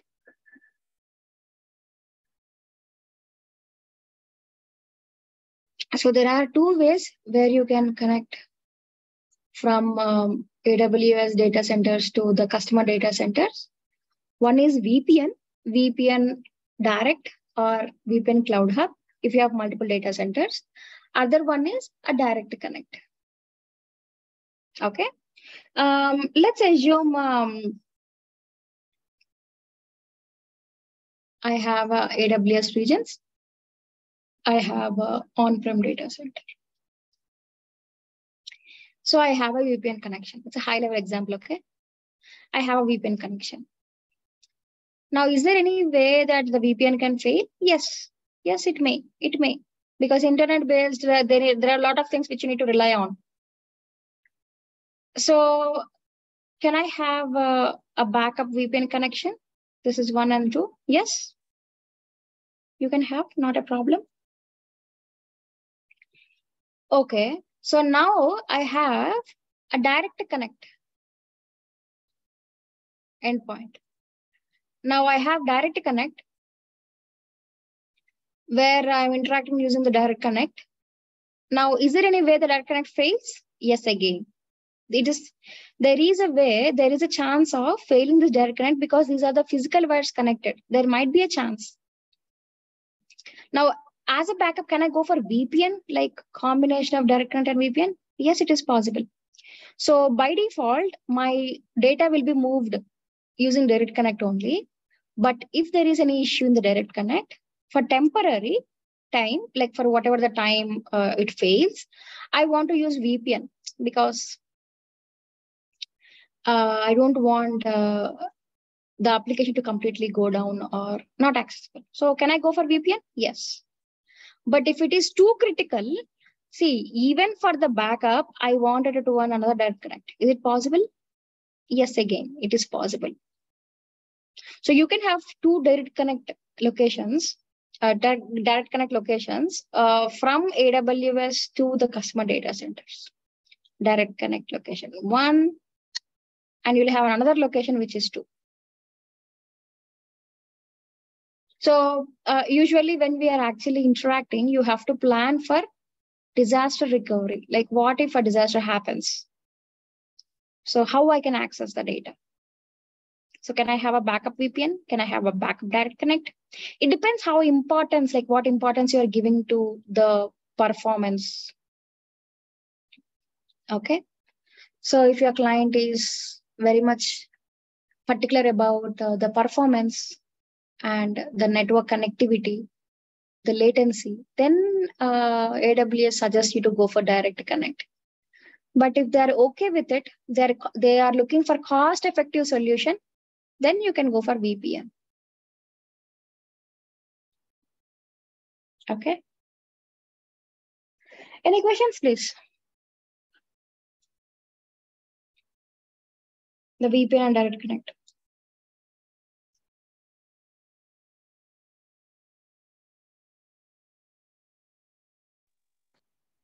No, madam, no question.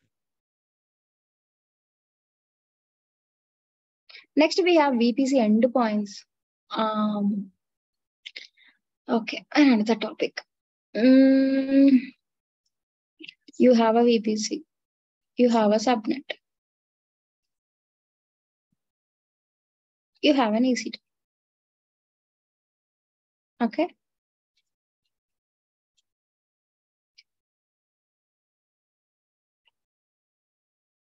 You have an internet gateway.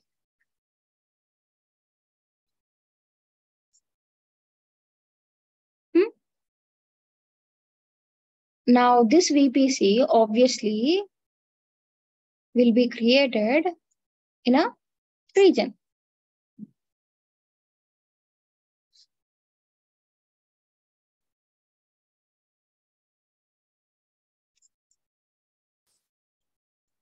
Okay. And also the whole regions will be in an AWS cloud. Okay. Now let's assume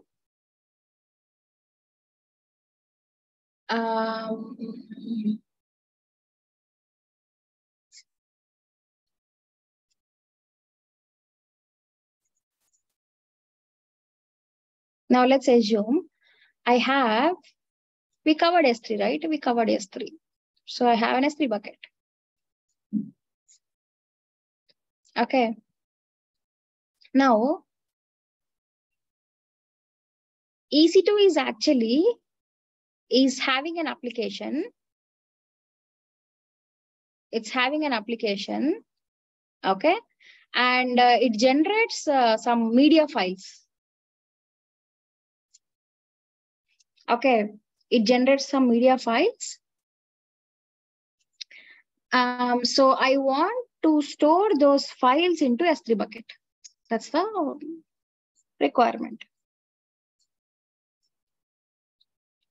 Now, usually what happens is,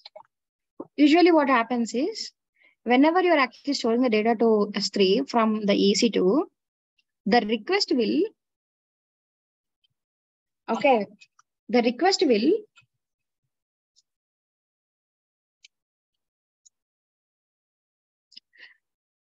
will go from EC2 and it will leave the AWS cloud and it will store to the S3. Yes. So if EC2 in the application logic, if you give the S3 endpoint, and if you give that you wanted to store to S3, the data will go from the internet, will leave the AWS cloud, okay, and it will store to the S3. The client may don't want to leave that files from the AWS cloud. Okay, then what you can do is you can go for VPC endpoints. Simple. So if you go for VPC endpoints, AWS will store the data from EC2 through S3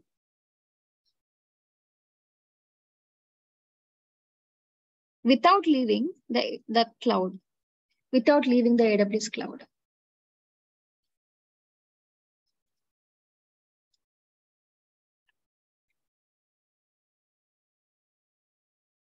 Concept is very simple, okay?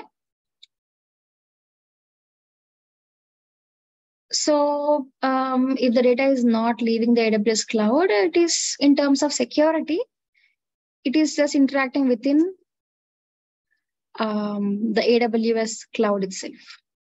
Okay. Now, when we say VPC endpoint, there are two types of endpoints. One is interface, other one is gateway. The difference is the gateway endpoint supports S3 and DynamoDB. Like if the EC2 instance need to talk to S3, or if the EC2 instance need to talk to DynamoDB, you need to go for gateway endpoints. For all other services, you will go for interface endpoint. That's it. The number of services which are supported under the endpoint is different. Interface endpoint supports few services. Gateway endpoint supports only S3 and DynamoDB. Okay. So maybe if the EC2 need to talk to some other service like Kinesis, for example, you need to go for interface VPC endpoint. If the EC2 instance need to talk to a database, which is a DynamoDB, we'll talk about DynamoDB again, don't worry, to a database called DynamoDB service, then yes, you need to go for gateway endpoint. Okay. So that's about the VPC endpoints. Any questions, please?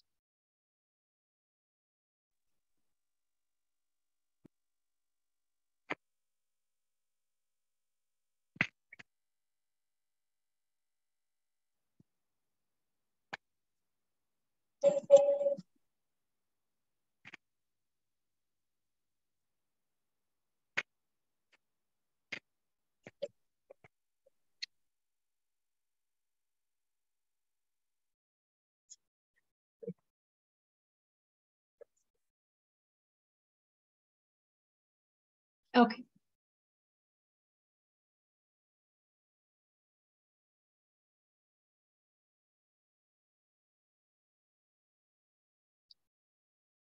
So whatever the services which we are covering so far, like core one, we are doing the hands-on for them, right? But there are few services where we cannot do hands-on. It is just some theoretical, like some theory. I'll explain it. Okay, for example, the next topic is databases. So for RDS, there is a database service called RDS where we will do the hands-on, how to create it, how to connect it. Yes, we will do that. But there are other database services like DynamoDB or Elastic Cache or Redshift where we don't do any hands-on further. Okay. So now, today we will complete the database services. And even next week, on Saturday, we will be covering some security services, application integration services and all. For those also, wherever there is a possibility to show you in the console, I'll show you.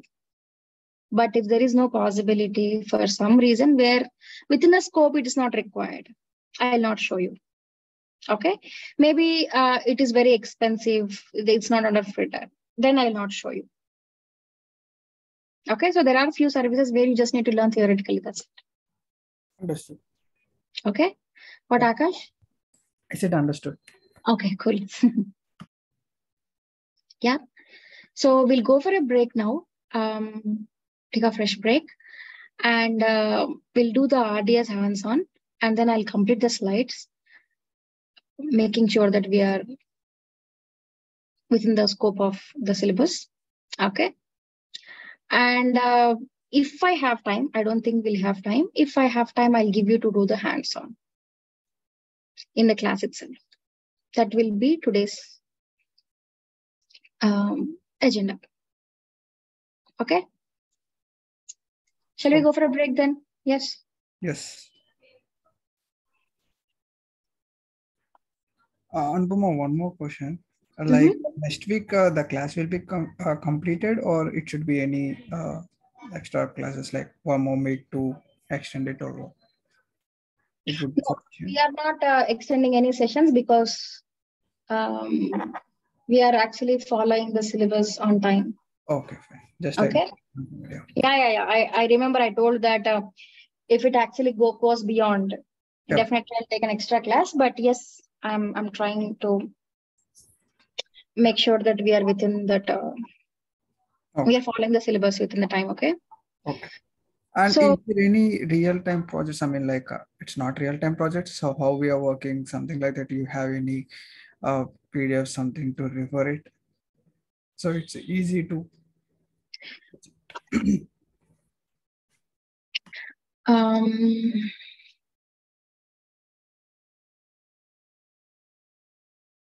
one second, please.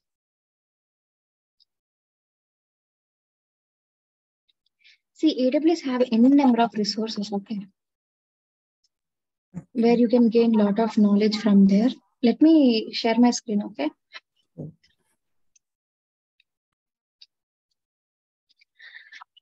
There are few projects which are already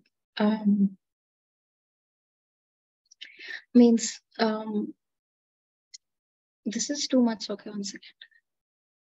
I mean, it's again an AWS project only, but on a particular service. Okay.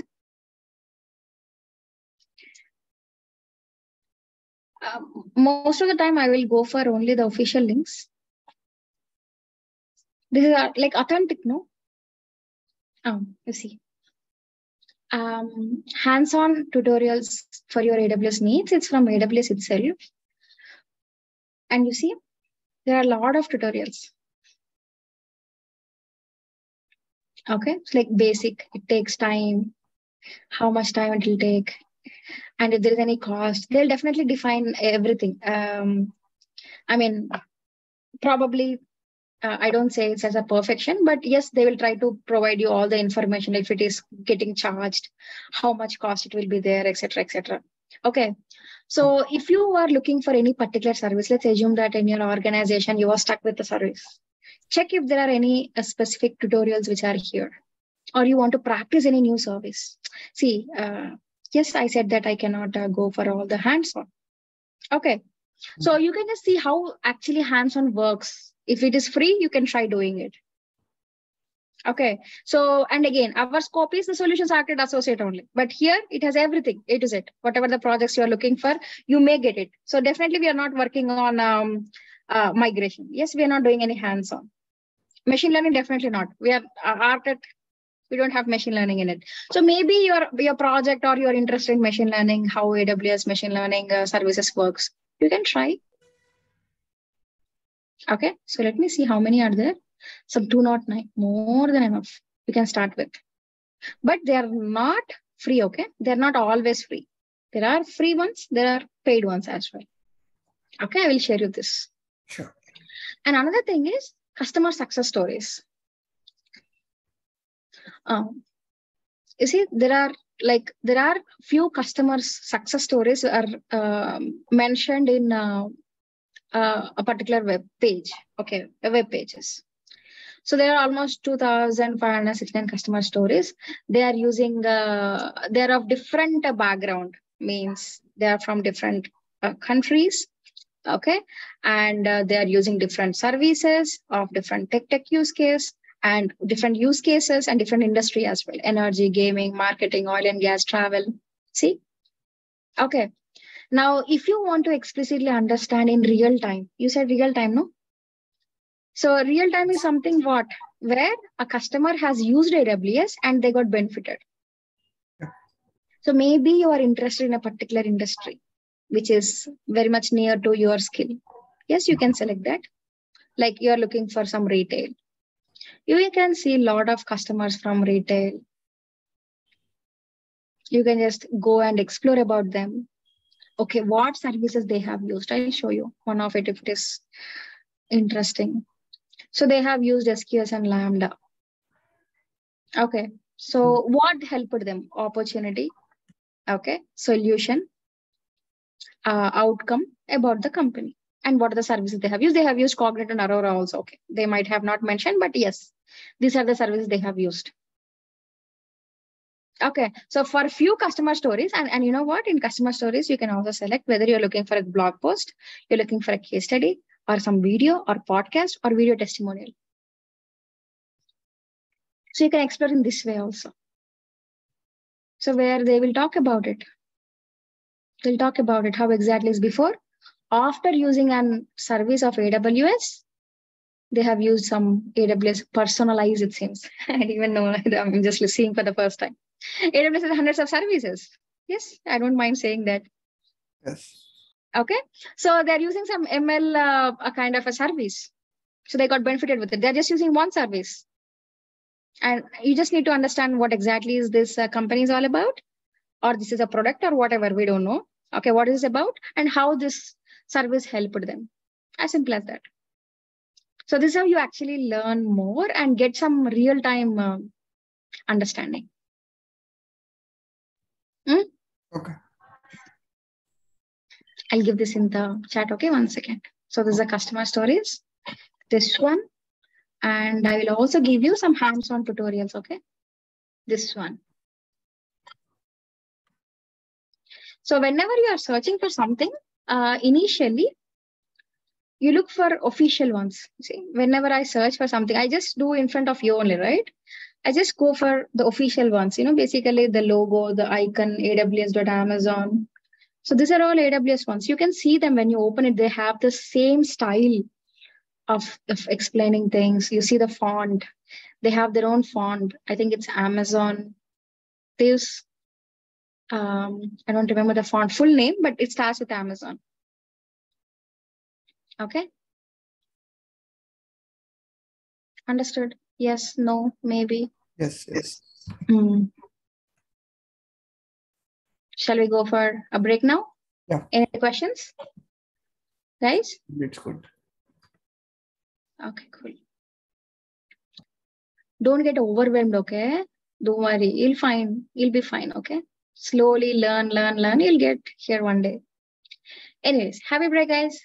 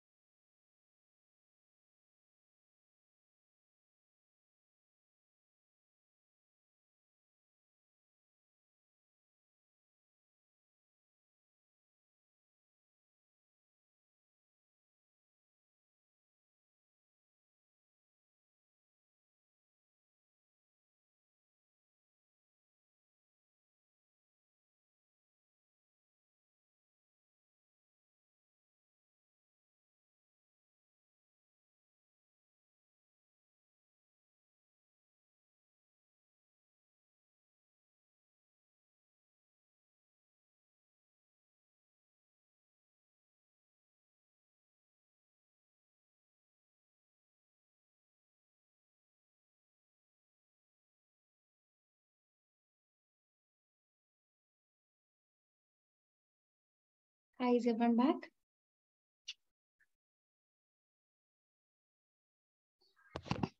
Yes, Anu. Cool.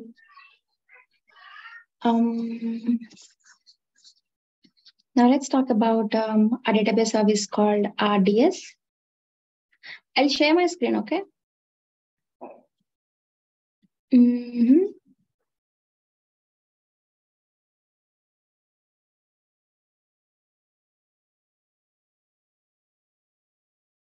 RDS stands for Relational Database Service.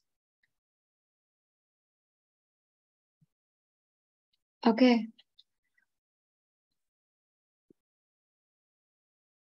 I mean, if you have ever worked on databases, then yes, this can be a really interesting topic for you.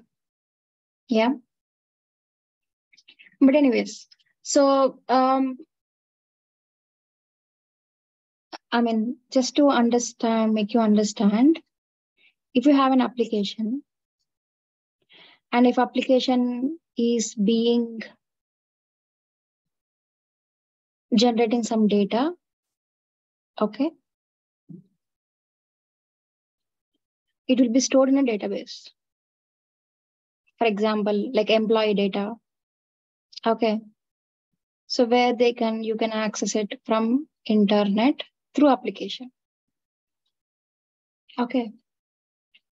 And when we say a database, explicitly when we talk about the relational database will be in rows and columns. Okay. So if you take any data in the world, you will see two types of data. I mean, at a higher level, okay? One is structured data, other one is unstructured data. Structured data is basically where you can fit the data into rows and columns, like a student data or an employee data, like employee ID, first name, last name, role, payroll, department, branch. Each and every employee will have some sort of details. But if you take a social media content, it's an unstructured data. The Facebook likes, comments, Instagram posts, those are all unstructured data. Okay. Before a few years back, you know, there are only tools where it can store only the structured data. The data which is unstructured cannot be used and it cannot be stored anywhere. It's like a junk. It used to be like a junk data. Okay. But once this big data and all was introduced, then we have tools to analyze unstructured data also. That is the reason social media applications are all came after like big data was invented, you know, late 2000s. If you explicitly see this cycle, you know. Okay. So in AWS, we do have database to support to store structured data as well as unstructured data. Okay, so the structured data, to store the structured data, we need a relational database or SQL database. For storing unstructured data, you need NoSQL database. Okay. So we do have a lot of offerings from AWS for different kinds of data. We will look into it when we talk about presentation. But now explicitly, we will talk about RDS, which is for relational data. And the RDS full form is Relational Database Service. Okay. Now, when we say RDS is a managed service. Now, first of all, let's understand how a database is actually being created. So as like any other server, okay, if you want to have a database, you will be having a server, like an EC2 instance. Okay, an EC2 instance or a server would be there. In on-premises, it's called a server. And they will install this DB engine. Okay, they will install this DB database engine, like MySQL, or if they want MySQL, or Oracle if they are looking for Oracle database, or PostgreSQL, any SQL, you know, they will just install the database engine on a server, and the application will be talking to that particular engine, of course, with this kind of permissions, etc. Yeah. So ideally, that's how it is.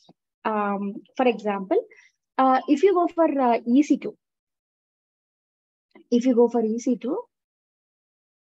you need to launch an EC2 instance, first of all, before you have any database.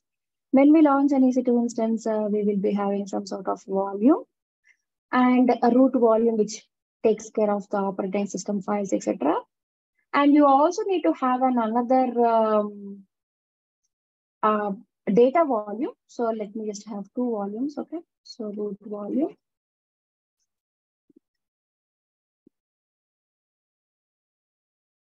A data volume. So root volume will have the applications and all. The data volume will actually have the data. So first of all, you need to have a server which the capacity where the database can have. Okay. And once your server is ready, then you install the database engine. So in this case, you have to manage your instances, the instance volume. According to the database, you have to make sure that you have enough capacity. And you should also be taking care of your database. So everything should be managed by the customer only. I mean, from the operating system level in EC2. Okay. But if you go for RDS, you will have EC2. You will have a volume, which is a root. You will have another EBS volume for data. And you will have the database also, basically a database engine.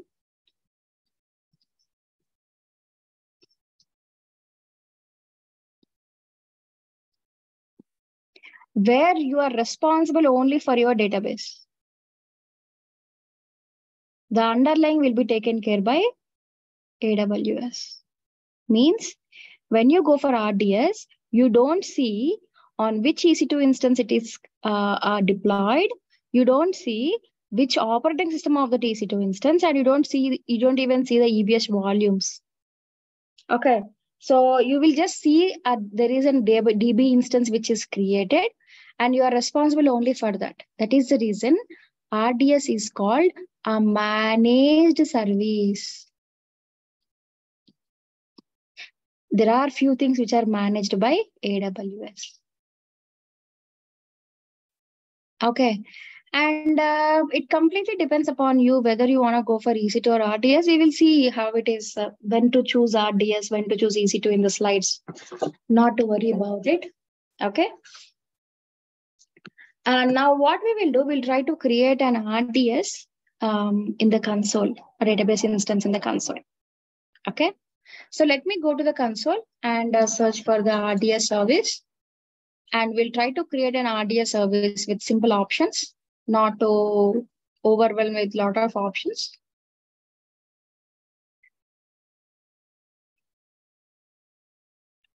So I'll go to the databases and I'll create a database straight away.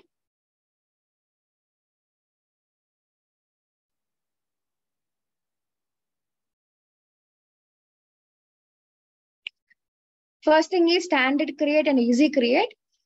So the difference is in easy create, I'll show you easy create first, okay? So in easy create, lot of options are taken by default. Okay, but in standard, you need to select them. See, they're all scattered now. Okay, you need to select them. So we'll go for standard only, not easy. Okay, so that I can at least explain you a few options which are important. So I will explain you what are just not all, okay? Definitely not all. Yeah. So I'll go to the standard create, and there are different database engines supported in RDS. So we have MySQL, we have MariaDB, we have PostgreSQL, Oracle, and Microsoft SQL Server. So these are the third-party database engines supported by AWS. So you have a MySQL in on-premises. Do I have MySQL in the cloud also if I move to AWS? Yes, you have it. Okay. So these are the third-party database engines which are supported by AWS. We also have AWS databases, which is Aurora. So this Aurora is compatible with MySQL and PostgreSQL. This is compatible with 2 database engines.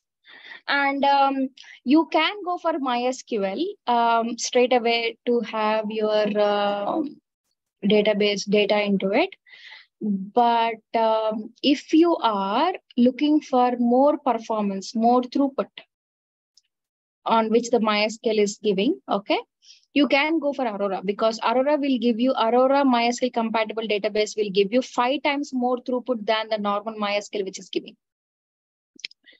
Aurora PostgreSQL will give you 3 times more throughput than the PostgreSQL, like the normal one which is giving.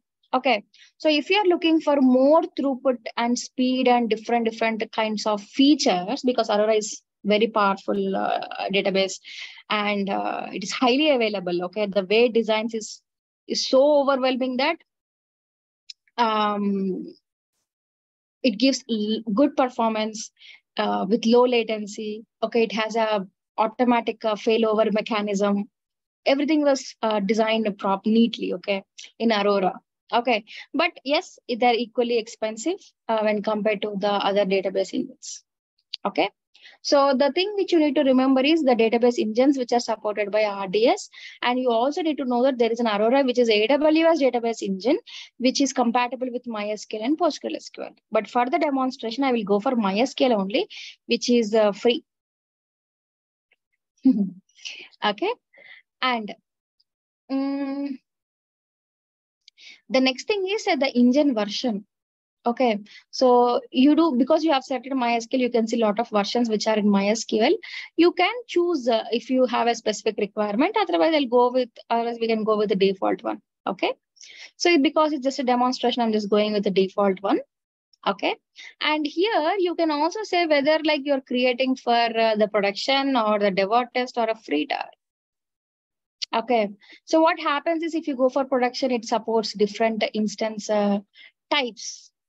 Okay, so M5 large, 16 GB of RAM, 4 vCPUs, 150 GB of. This is like basically costly, no? It will cost us. Okay, so because you're going for production, like those particular instance types which are related to production servers will be supported. If you go for dev and test, yes, till some extent they will reduce the capacity, but still they will cost us. Okay, but if you go for free tier, yeah, they may choose a T2 micro, T3 micro ones. So others will be disabled. Okay, so we can go for T2 micro one, which is under free tier. Yeah, and the other ones are grayed out because you are actually creating in free tier. Okay. Now, under the free tier, there are few options which are not available. Okay, first comes with the availability and durability. So in RDS, there is an option called multi-AZ deployment. Okay, again in multi-AZ, there are 2 options. First of all, let's understand what is multi-AZ. Okay.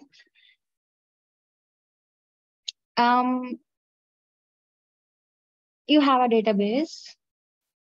Okay, you have a database, and the database will be using by the application, and the application will be accessing by the user. Correct? Now, multi-AZ deployment means usually when you create a database will be created in a subnet, and the subnet will be an availability zone.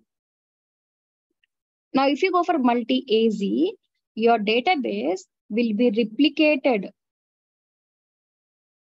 in another availability zone, multi-AZ, multiple availability zones. And this is basically a primary database, and this is a secondary database, or in fact, it is called a standby. Okay, and these 2 databases will be in sync. It's HA. Yes, I'll talk about it. Yes. So now application will be talking to the primary database only all the time. If the primary fails, okay, the application will automatically fail over to the standby one. Okay. So when you actually have a multi-AZ, you will have a primary connection and you will have a standby connection to the standby database. Okay. Now, if the primary goes down, okay, if the primary goes down,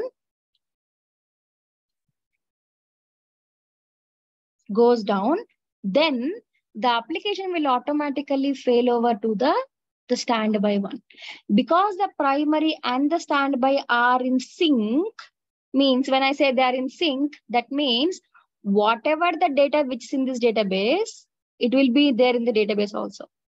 So within no time, even if the application has updated some data, within no time, the data will be updated here also. So because these two databases are in sync, even it automatically failovers to the standby one, the user will not see any difference. The user will not have any difference in accessing the data. Okay. So when I say the secondary or the standby one, so standby means this will be active only when the primary goes down. And one thing. Second thing is, see, it automatically fail over. If the primary goes down for some reason, it automatically fail over, means there is no manual intervention required. Okay. So, so the third point is, so I have two databases. Do I need to pay double? Yes, definitely yes. So it is expensive. So multi-AZ is expensive. If you are going for a critical application where I don't need a single second downtime, we know, right? If an application goes down, we do a lot of things in social media that, see, Netflix is also going down, Google is also going down, a kind of thing. So if you're having such a kind of applications where you don't need a single second downtime, where a downtime will impact a lot to the customers and to, you know, to end users, then you can go for multi-AZ. Okay. Now, the one which I just explained is about this one. So multi-AZ DB instance, where there will be a primary and a standby. Okay. So this is usually multi-AZ means, but AWS has enabled a different, another option also. Okay. So this is like, you will have a primary database. You will have a primary database and two readable standby databases.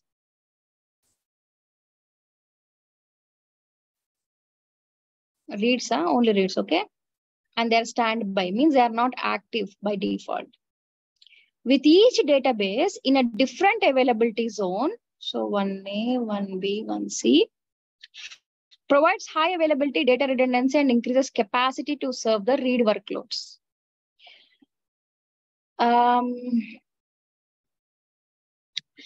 If your application is having more reads,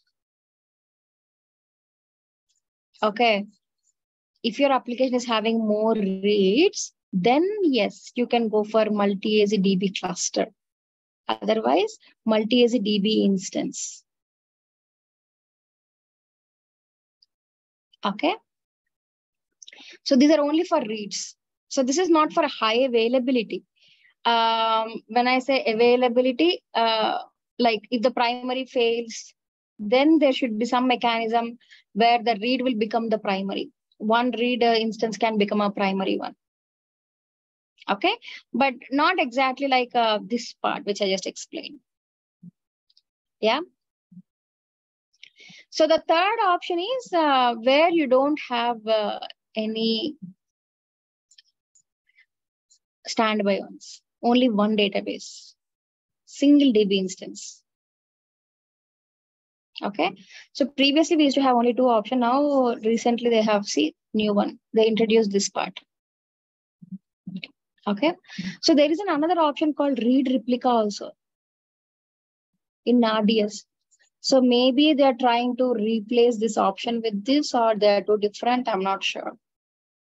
Okay. But anyways, multi-AZ is all about this. Now you can give a name to your database. I will just say my database. Okay. Now, see, please understand what we are doing is not working on database itself. We are actually creating a database. Okay. See, you might have worked on database by running SQL commands on a database itself. Like you'll have tables. So you work on tables by running some SQL queries, and you run different queries to get some data. Okay. But what we're actually doing is creating this mechanism itself. In order to create a database, in order to create a tables, first of all, you have to have an engine, means a software which supports that. Okay. So we are actually doing this part. Yeah.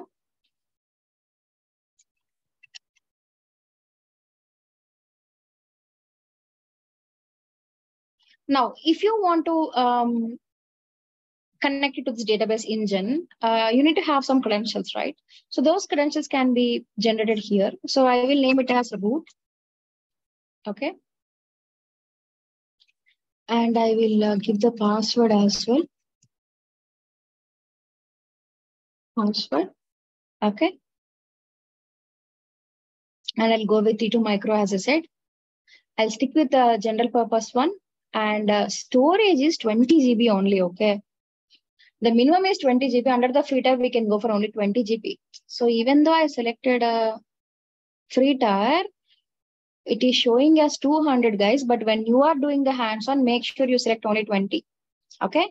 So 20 is the minimum and maximum is 6144 GB. But this is not the ultimate one. Okay. If I select production, this number will change. See, this is the maximum. Okay. Of course, don't worry. No one will ask you about the maximum, the DB capacity. But yeah, you have to keep it in mind that yes, it has some capacity. Okay. So I'm going with T2 Micro, general purpose GP2, 20 GB of storage. And we also have storage auto scaling. Means I start with 20 GB, but it has to scale when my data is increasing. Yes, you can define that. If you don't want it, you can disable it also. If you enable, you can also define the threshold. Yeah, I want to expand my data according to my storage. Sorry, other way around. I want to expand my capacity according to my data, but I wanted to expand my capacity only till 100 GB. I'll start from 20 GB. When my data is increasing, my capacity also should increase, but maximum of only 100 GB of capacity. Yeah, I can define it, or 1000. It's up to you how much you can afford. Okay, this is a maximum. Now, we know that when we create a database, the database would be accessible from application. Correct? Now we are creating a database using RDS. Now application will be created using instance, right? I mean, basically it is like a server where we just deploy it. Okay. Now, while you are creating an RDS itself, you want to connect. If it is yes, select this. We don't have any instance. I don't have any application also. So don't connect. Yeah. Now, if we say connect, it will ask for the instance. Simple. You have to give that instance. Yeah. So I'll just go for don't connect. And I'll keep the public accessibility as yes, because I will connect it to this DB engine once I create it. Okay. So I wanted to access from public from my local machine. Okay. So what I mean is I am creating a DB engine. RDS. Okay. If I want to connect it from my local machine, this engine must be accessible from public. Okay. But in real time, it will be no only. But now I'm just keeping it as yes. Yeah. And there is a database protocol. Anyone know what is the database protocol? Or the port number, I mean to say. What is the port number of database? It depends on the database. Like for Postgres, it's 5432. Okay, so for MySQL?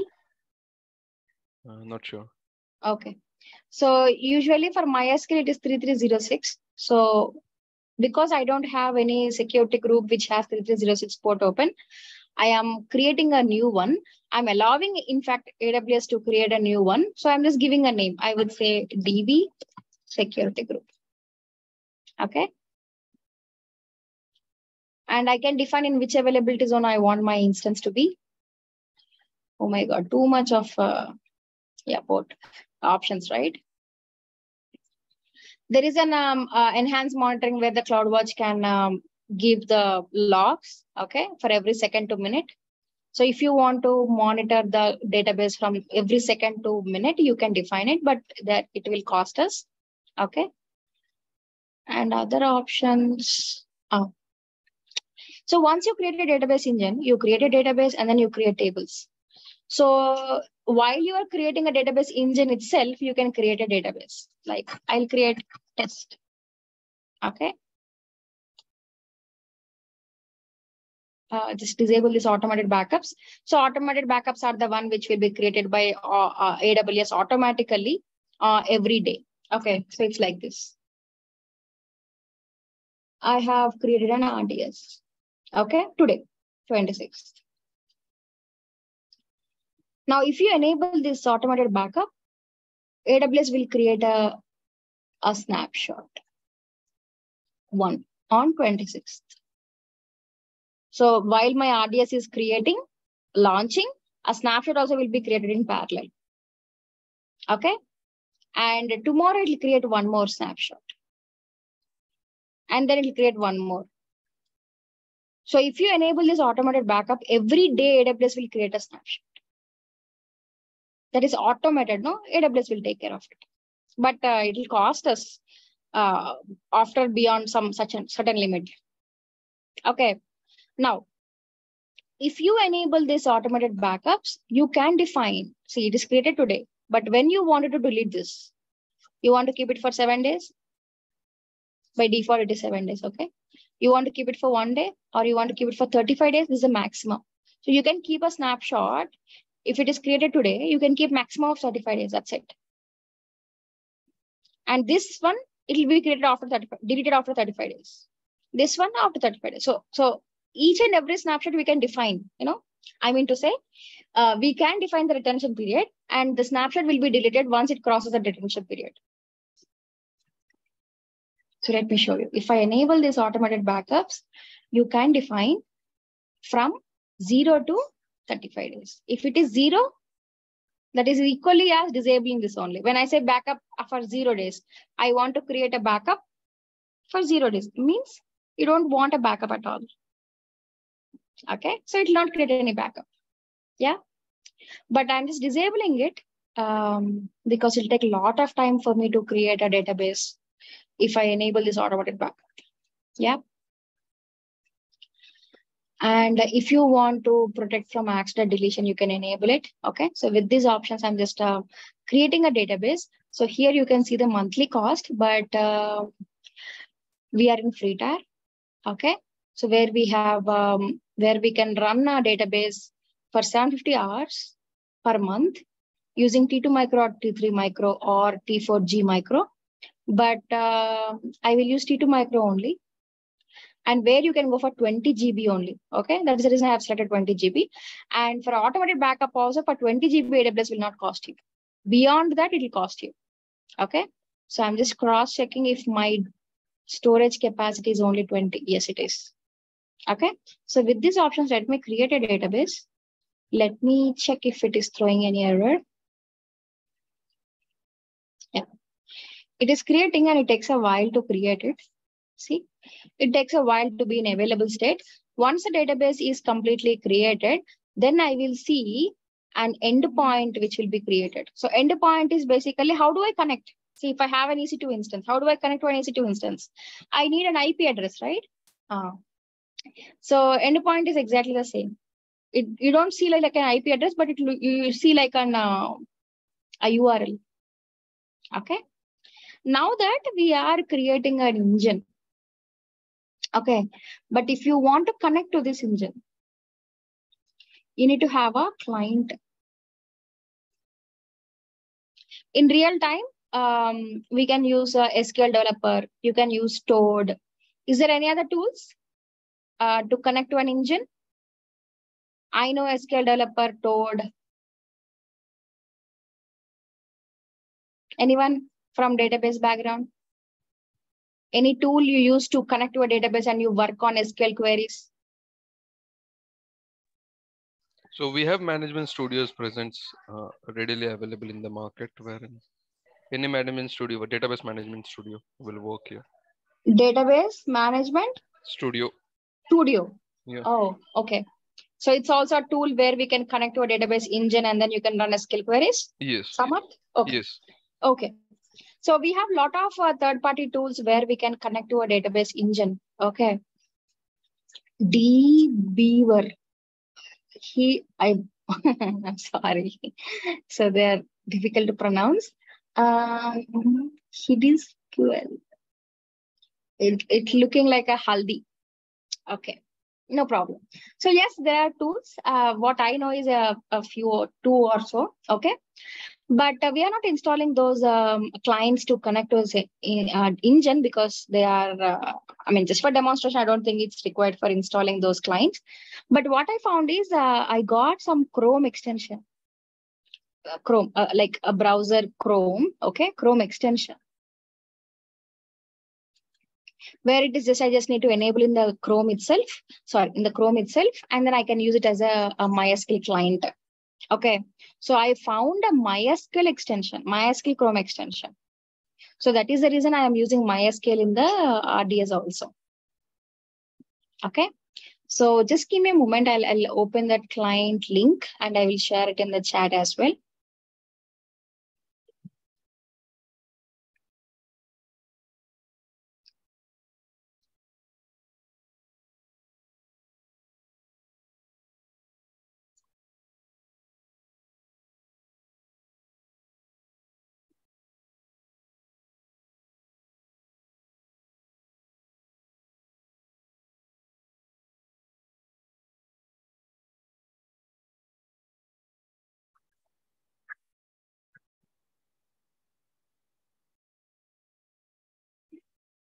So if you paste it in the browser, you will have an option where you can just click on Add to Chrome. Okay, so it will add without throwing any error.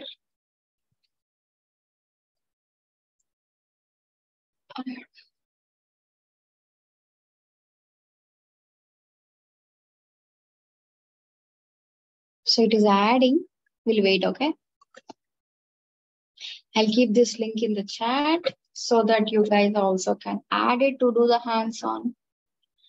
Okay, so once it is added, I would see it in the my apps. Okay. Now, because I have already added, it is showing it as launch app. Okay. Now I can just click on launch app. And this is my client login page. It's a simple one, a simple interface. So where you can just give whatever the name you wanted. Here you need to give the endpoint. See, once your database is available, I said that it will create endpoint, right? So here you need to give the endpoint to connect to the RDS. And here you will give the username and password. Remember, we have given the username and password. So while you are creating, please don't forget, okay? So once I get a host name, I'll give it, and then I'll test the connection, I'll connect it to it. Okay? So otherwise I need to troubleshoot, okay? But anyways, so let me just check if my database is in available state. Wow, okay. It's too fast there. Usually it takes time. But anyways, lucky, in fact, us, yeah. So I'll take the endpoint. And this is how endpoint look like. I'll copy this. And I'll paste it here. I'll test it. Yeah, connection was successful and I can connect it. Okay. Now you can go to some query mode and you can create the databases, create tables and start inserting data into it. And if I can just say, I can also select the database. You remember I have created a database called test. So I can just select that and I can create tables. Or I can also create database here also. So create database RDS DB. Yes. And I can just execute it. So no errors, affected row is 1. Now I can select that database. I am not finding it because it expects a restart. So I can connect again. Now I should be seeing the database and like the third one from the last, from the right. Okay. Now you can, in the database, you can create tables, insert data, update data, whatever the SQL commands. Okay. So that's how RDS works. Any questions, please?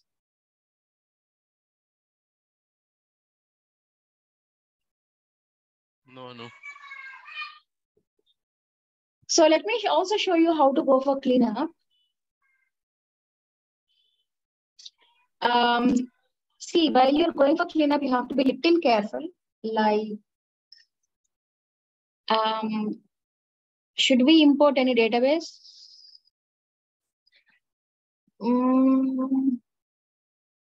No. As a hands-on, no.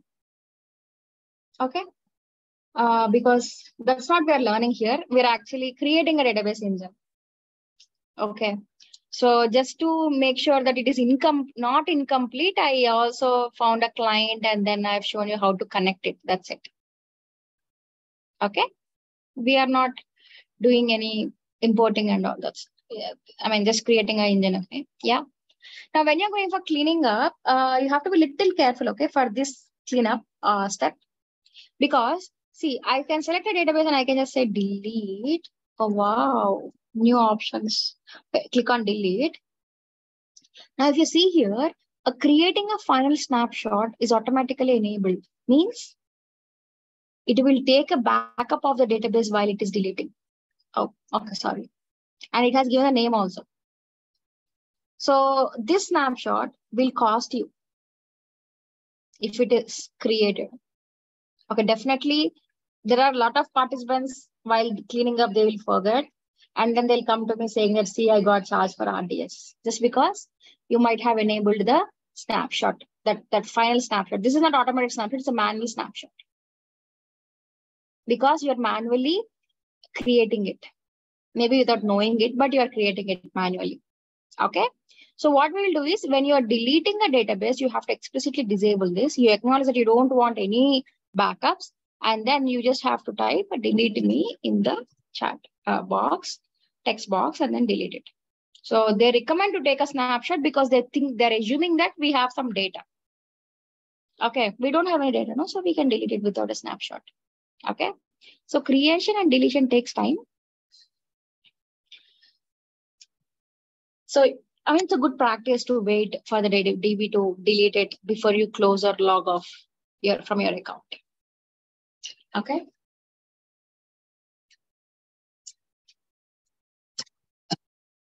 Looks like I can give some time for you to do the hands-on also. Let me complete these slides, okay? And then we will see, depending upon the time we have. Okay. Guys, I'm saying keeping this beforehand, you will have a lot of information in this presentation, okay? Try to understand at a higher level and go through this recording again.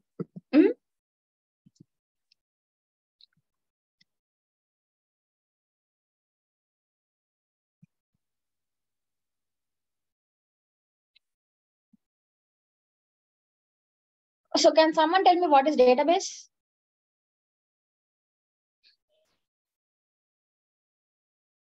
Collection of data.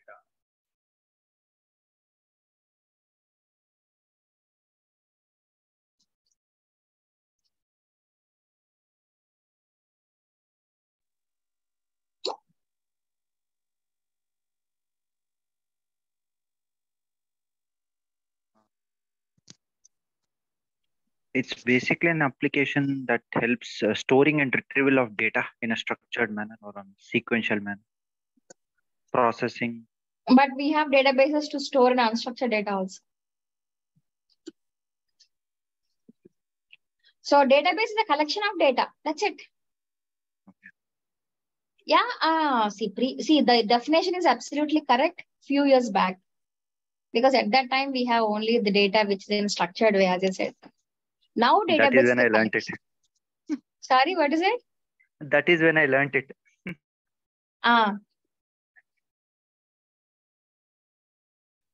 So we discussed that we have lots of database services, offered by AWS. Okay. So first comes with the relational one. So why it is called relational? Because in database, we will have tables. We can relate these tables by joins. Okay. So that is the reason it's called relational databases. These tables can be related to each other when we want to get some data. Okay. And in AWS, we have RDS and Redshift as an offering for relational databases.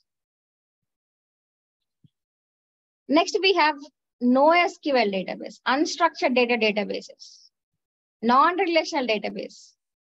Okay, where the data will not be in a structured way. You'll have a key values everywhere. The data will not be in a structured way. It is used for unstructured data. Okay. And we do have DynamoDB as an offering from AWS. We have semi-structured data also, like we can see it in our documents. So we have DocumentDB, which is compatible with MongoDB. MongoDB is also used for semi-structured, storing semi-structured data. And AWS supports MongoDB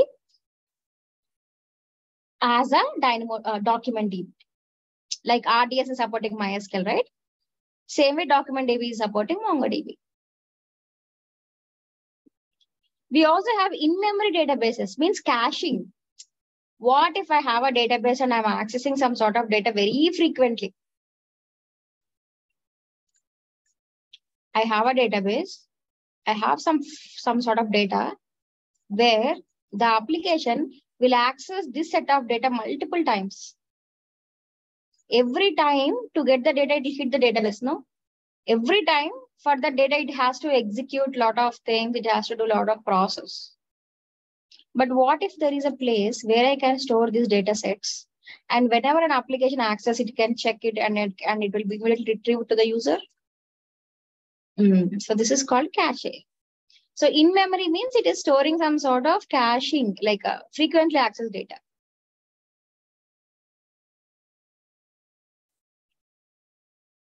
So in AWS, we have Elastic Cache as an offering for Redis and Memcached. So Redis and Memcached, it's open source in-memory databases for caching, which are supported by AWS using Elastic Cache. Like the same again. See how MySQL, which is a third-party database engine, is supported in RDS. Redis and Memcached, they're already there. These are the open source in-memory databases. Okay. Now supporting in AWS in the form of Elastic Cache. Okay. And we also have graph databases. Like sometimes we feel like the data would be apt if it look in graphs rather than in tables. Okay. So we have Neptune as an offering from AWS for graph databases. We have many more, okay? So now let's understand few databases in this module, okay? Now first comes with the RDS. Now we learned about RDS a little bit. It is easy to set up. See, just because I explained to you, it took some time for me to create a database, but otherwise I can create in minutes. Okay. And because RDS is managed, as I just explained, so here RDS is managed. We don't manage the underlying servers, the patching, that additional overhead will not be there with us. Okay, AWS will be taking care of it. where you can just concentrate on your database. Okay. And this RDS is an OLTP kind of database, means where we will be using for inserts, updates, and delete. Like a regular database. RDS is a regular database. So, Anupama, do you mean there is an irregular database also? No, not exactly like that. So, there is an analytical databases. We'll talk about it again in the coming slides. Okay. So, RDS is basically used for normal databases. Like if the application is having some sort of generating some data and it has to insert it, update it, delete it. Yes, RDS can be used. Okay. So, it's an online, OLTP kind of database, which is online transactional processing. Okay. Yeah, some of the benefits. See, if you see the benefits, they are like one and the same for all the services. I mean, very much like fast. Yes, AWS obviously will never say that I'm slow, right? They are designed in that way. They are secure. They're inexpensive when compared to on-premises. They're available and durable, highly scalable, easy to administer. Yes. Okay, at some level, yes, benefits will be same for all the services, almost. Now, there are different database engines supported in RDS. We know, right? MySQL, MariaDB, PostgreSQL, Oracle, SQL Server, and Aurora, which is compatible with MySQL and PostgreSQL. And we do have different instance types, like machine types or instance class or DB classes. Okay.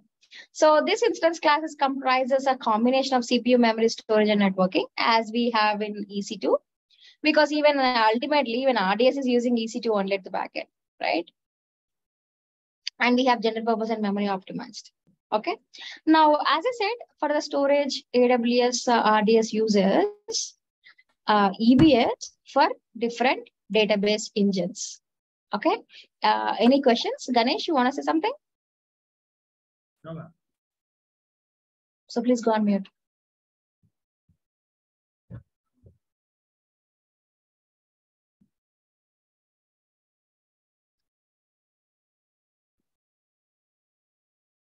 And because this databases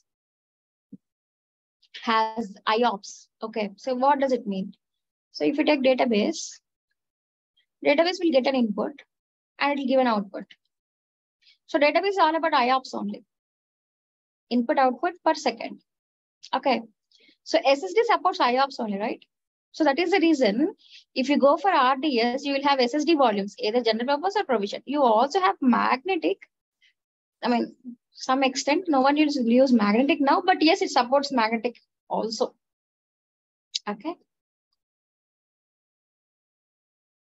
Next, we have subnet group. See, if we go for multi-AZ, you'll have two databases. Two databases will be created in two subnets. And these two subnets in different availability zones. Now, if you go for multi-AZ, you have to define two subnets. Two subnets. Subnet 1, subnet 2. Correct? Now, that is the reason in RDS, we don't select a subnet. We select subnet group. So what is subnet group? Subnet group is a collection of subnets. That's it. Okay. So maybe I wanted to create a database in 1A and 1C. I will create a subnet in 1A. I'll create a subnet in 1C.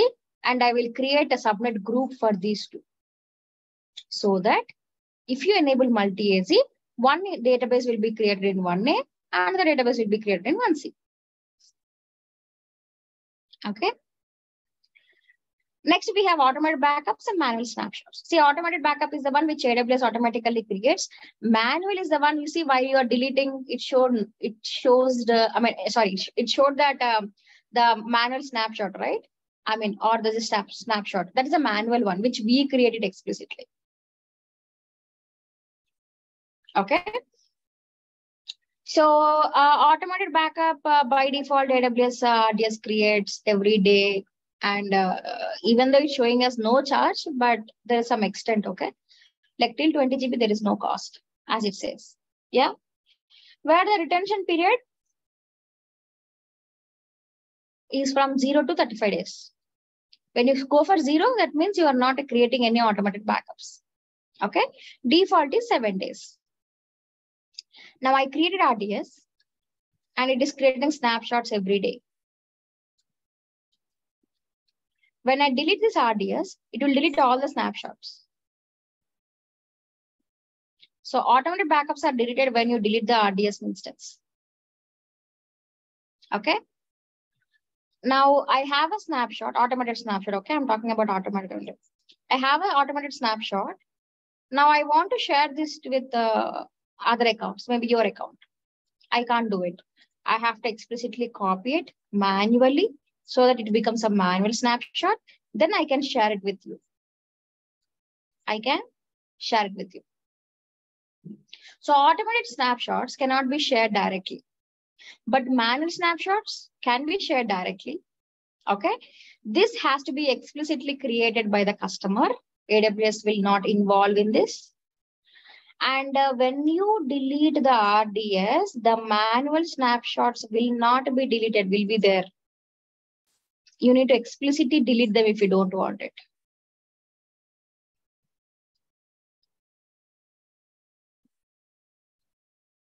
Next, we have multi-AZ deployment. We know, right?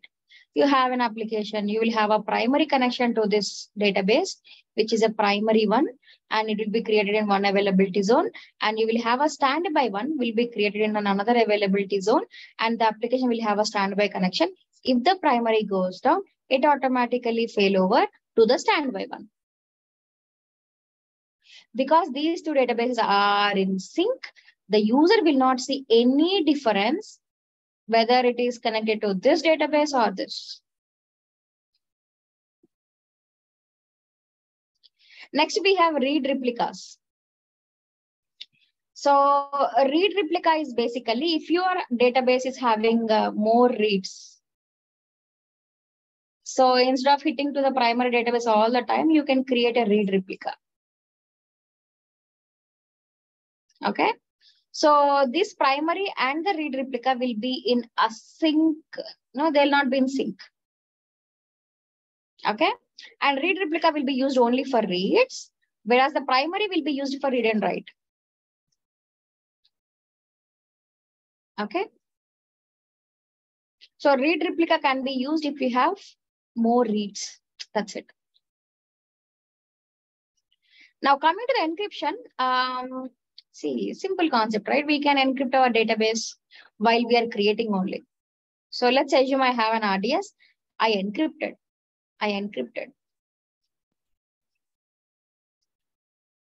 Now, once I encrypted, can I disable this encryption? No, never. It is not possible, okay? Once it is encrypted, there is no way where you can disable that encryption. Let's assume I haven't encrypted, means unencrypted. Now I want to encrypt the data. Will I be able to do it? Here also it's no, but there is a process for that. Okay.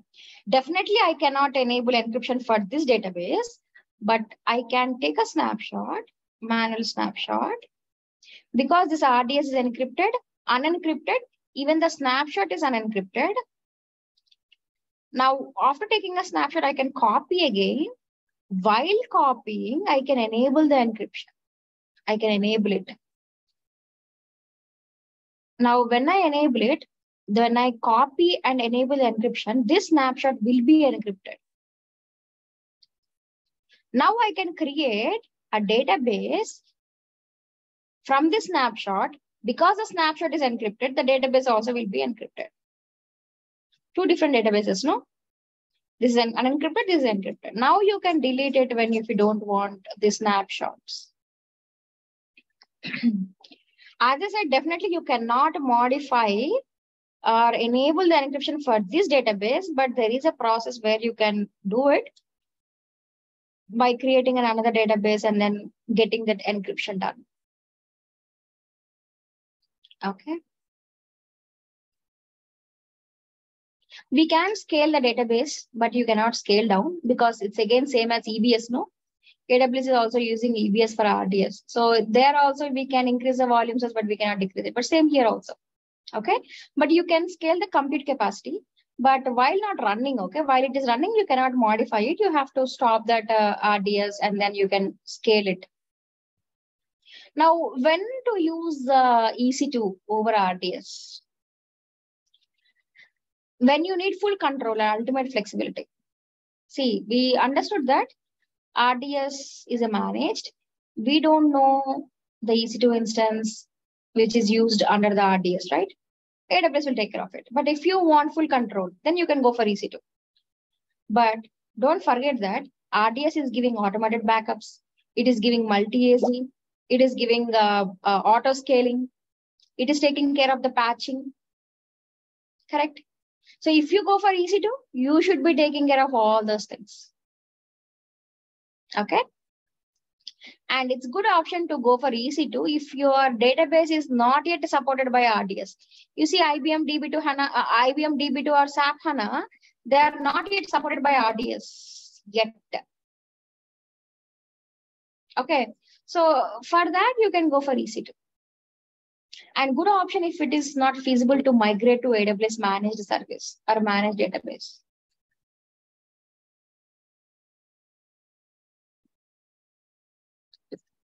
Okay.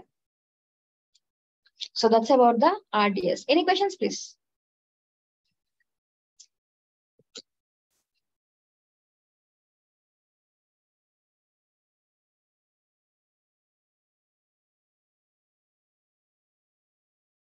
Now let's talk about DynamoDB. Yeah, Samarth, any questions? Yes. So all these managed databases, so everything patching and all those things which requires monthly maintenance things, all is taken care by AWS.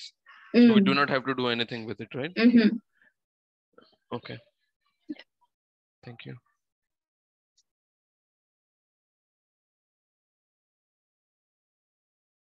Next, we have DynamoDB. See, we learned that DynamoDB is for unstructured data. It's like a key value. And when compared to relational database or an SQL database, NoSQL database will be very fast.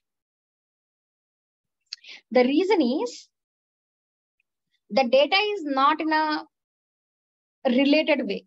Means there will be no relations between the tables in NoSQL database. Now, the reason why SQL database is little slow when compared to NoSQL, because when we run a query, it has to relate the data from different tables to get the data, where it is not there in NoSQL. That is the reason NoSQL databases are very, very fast when compared to SQL ones. Okay. Okay, it is very fast. So can I use DynamoDB instead of RDS?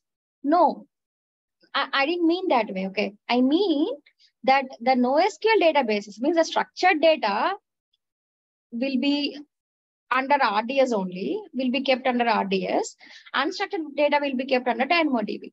So if you have structured data, use RDS. If you have unstructured data, use DynamoDB. But if you wanted to compare, yes, we should know the fact that RDS DynamoDB will be very fast when compared to, or NoSQL databases will be very fast when compared to relational databases or SQL databases.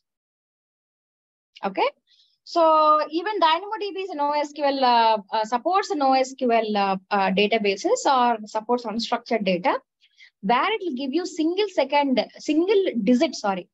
millisecond performance at any scale. Means, first of all, DynamoDB supports unlimited capacity, unlimited storage. If you create a table, you can store unlimited data. Okay.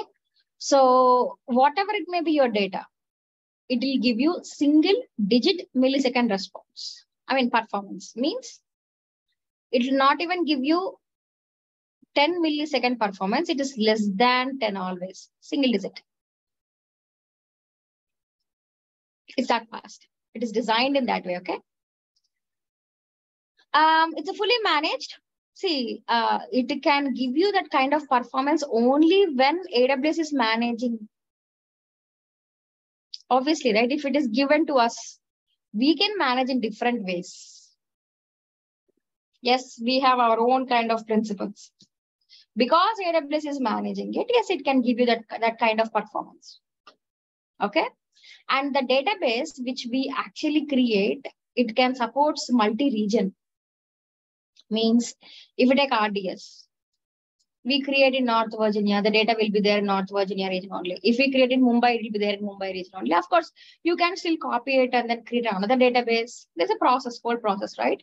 But in DynamoDB, there is an option where you can create a global table.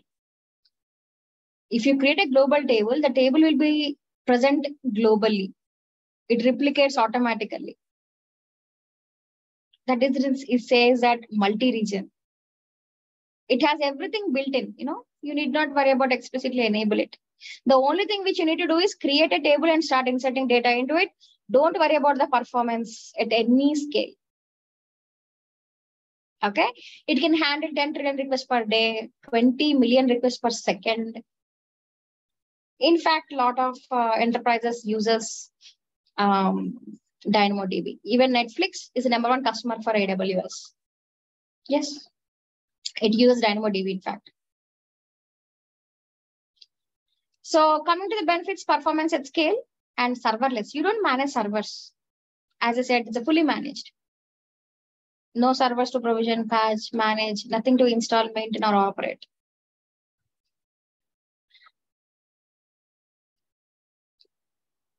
So use cases, serverless web applications, microservices, data store, mobile backends, gaming, IoT, customers like Nike, Samsung, Netflix. Okay. So I have told that I will not show you the hands-on, but I can show you how this looks like, at least.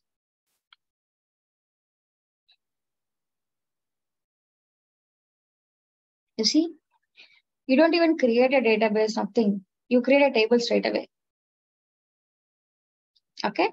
So DynamoDB, a fast and flexible NoSQL database service for any scale. So you can create a table and you can give details.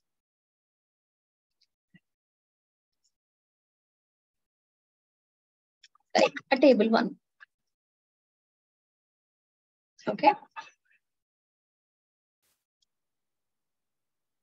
Now, coming to the basic components, like any other database, like any other databases, DynamoDB also stored the data in table only. Okay. And a table comprises of rows and columns, right? In DynamoDB, it's called data items and attributes. Data items are the rows, attributes are the columns. These are the data items, these are the attributes. I mean, this is a terminology different, okay? Now, this is a data item. This is another data item. So these are the attribute values. These are the values, in fact. Okay. Now, if you can see here, this data item is having person ID, last name, first name, phone. Here is having person ID, last name, first name, address. Means you don't have a same data, means same fields. You can have different fields for each data item. Okay. Now, if you are having a different kinds of data, there should be common column which is uniquely identifiable, right? See, for example, we have how many? Around 24 participants. See, 24 participants can have a different kind of data, but just to call you a person, I have to have a unique ID, right? That is called a primary key. It should be unique, like IDs 1 to 100, where it will not duplicate. So in DynamoDB, the only thing which you need to do is giving a primary key. Means one attribute or one column name which is unique. And other attributes is completely different. It can be completely different. Okay. And if you have a table, you can have unlimited number of data items. Unlimited. Means unlimited number of rows, I mean to say. So you can clearly understand if you can see it something like a table here. If you can see here, these are the data items. These are all the data items. These are the attributes. Means the attributes, column names. And these are the rows. Now, if you see here, for this row, it doesn't have any values. For this row also, it doesn't have any values. It's absolutely fine in DynamoDB. See, in nowadays, at least you have to have something like null. But here it is just empty. No value, that's it. Okay. It is fine here. It is okay like this. Okay. So when you are creating a table, you will be creating a primary key. Okay. So a primary key consists of a partition key and sort key. Means it's like two columns. Okay. So this is an optional one. I can just give one like ID. This should be unique.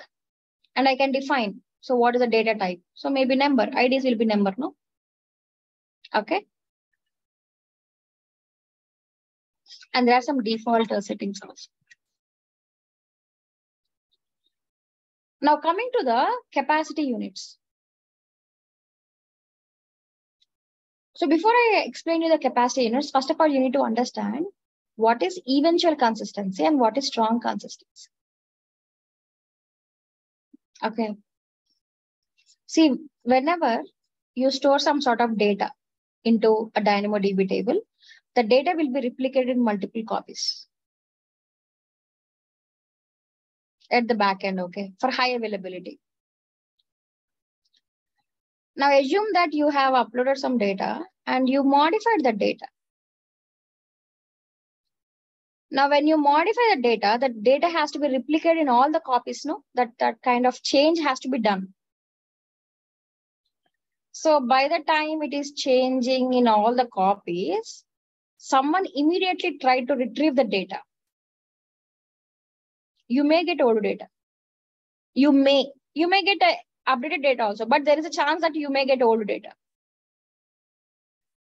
So how much time it will take to replicate in all the copies? 1 second.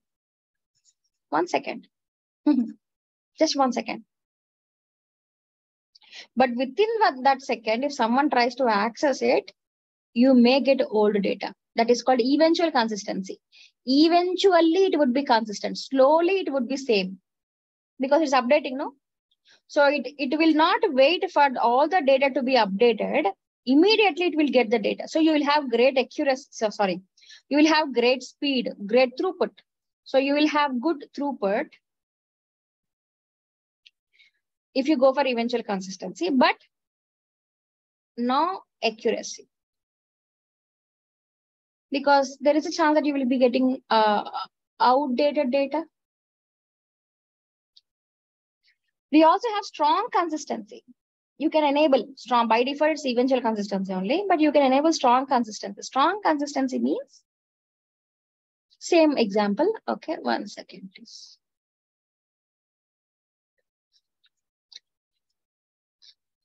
So let's assume you have data first and you update it to B and it is updating here. Now, before it updates, if you try to retrieve the data by enabling the strong consistency, same example, but if you have strong consistency, you try to fetch the data before it updates, and means before 1 second. Now, what DynamoDB will do, it will wait for that second to be updated in all the copies, and only the updated data will be reflected. Means you will have accuracy. But because the DynamoDB will wait for the data to be updated, you will have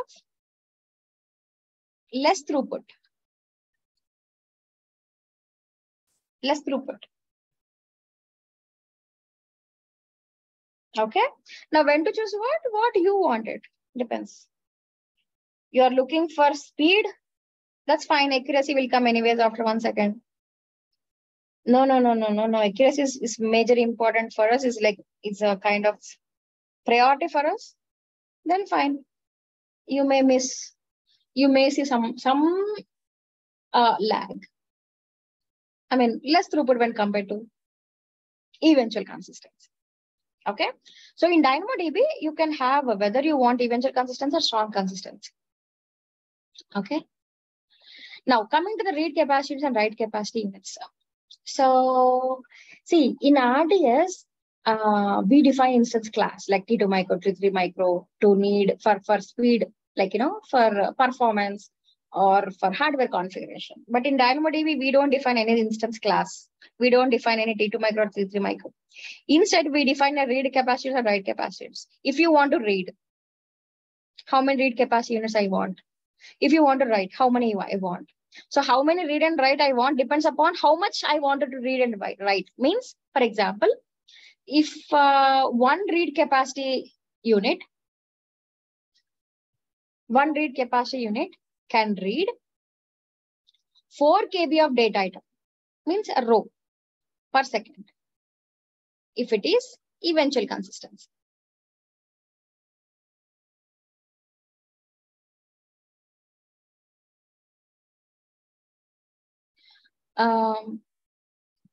Strong consistency.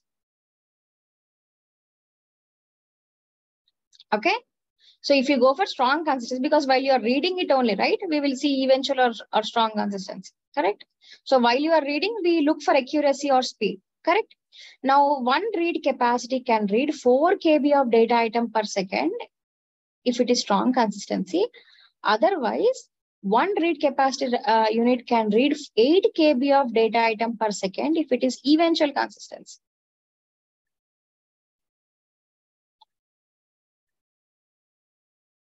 Now, if you wanted to read a data item which is greater than 4 KB, DynamoDB utilizes more read capacity units. For example, I wanted to read 40 KB of data item per second. I need 10 read capacity units. If it is strong consistency, I need 5 read capacity units if it is eventual consistency. So as your data item is increasing, your read capacity units also increase. I mean, you have to increase it. Now, what if you want to write data? It's directly proportional. One write capacity unit can write 1 KB of data item per second. If I wanted to write 40 KB of data item per second, I need 40 write capacity units.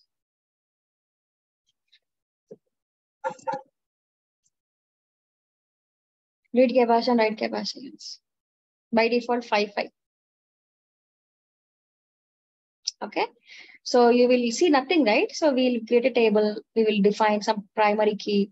And there are a few default options. Like one of them are read and write capacity units, and you can create a table.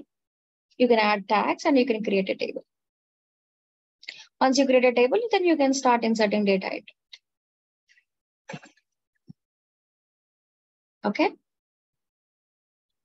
Now, because DynamoDB is very flexible, we can increase the data, decrease the data. You can scale up and down.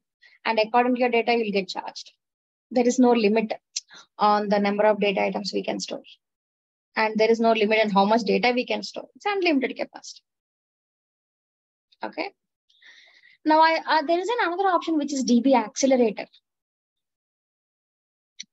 So we know that DynamoDB at any scale, it will give you millisecond performance, single digit millisecond performance. But DynamoDB Accelerator will accelerate your performance in such a way that where you will get the data in microseconds, where it will give you 10x performance improvement when compared to normal DynamoDB. So we understood that DynamoDB itself will give you single digit millisecond response, but if you want to go for microseconds, where it has unlimited data, then you can go for DynamoDB Accelerator. DynamoDB Accelerator does the heavy lifting. You need not worry about much to enable this accelerator. That's what they're trying to say. You can just focus on building a great applications. You need not modify the application logic also. You can just enable this accelerator with just few clicks. So AWS is taking care of all of things. If you want it, just enable it. That's it. And rest will be taken care. Okay. So if you see these terms, 10x performance, milli to micro, I mean, anywhere, interview or in the exam, answer is DynamoDB Accelerator. Simple. Okay. Any questions, please?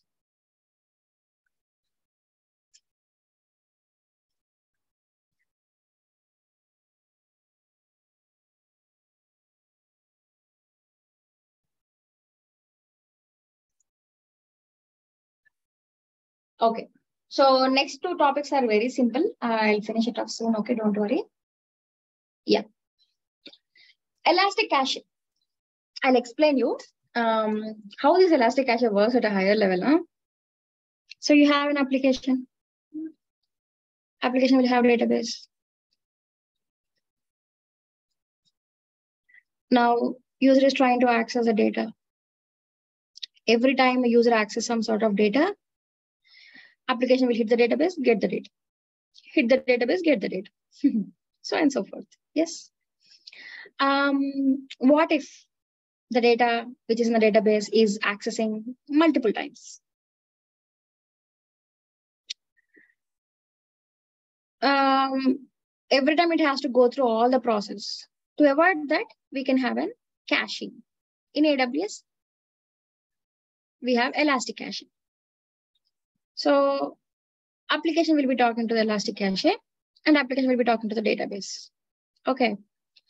Now let's assume a user is trying to access some sort of data. I just enabled Elastic Cache. So when you enable this, when user is requesting some data, application will check in Elastic Cache. Obviously, it will not be there because it just enabled.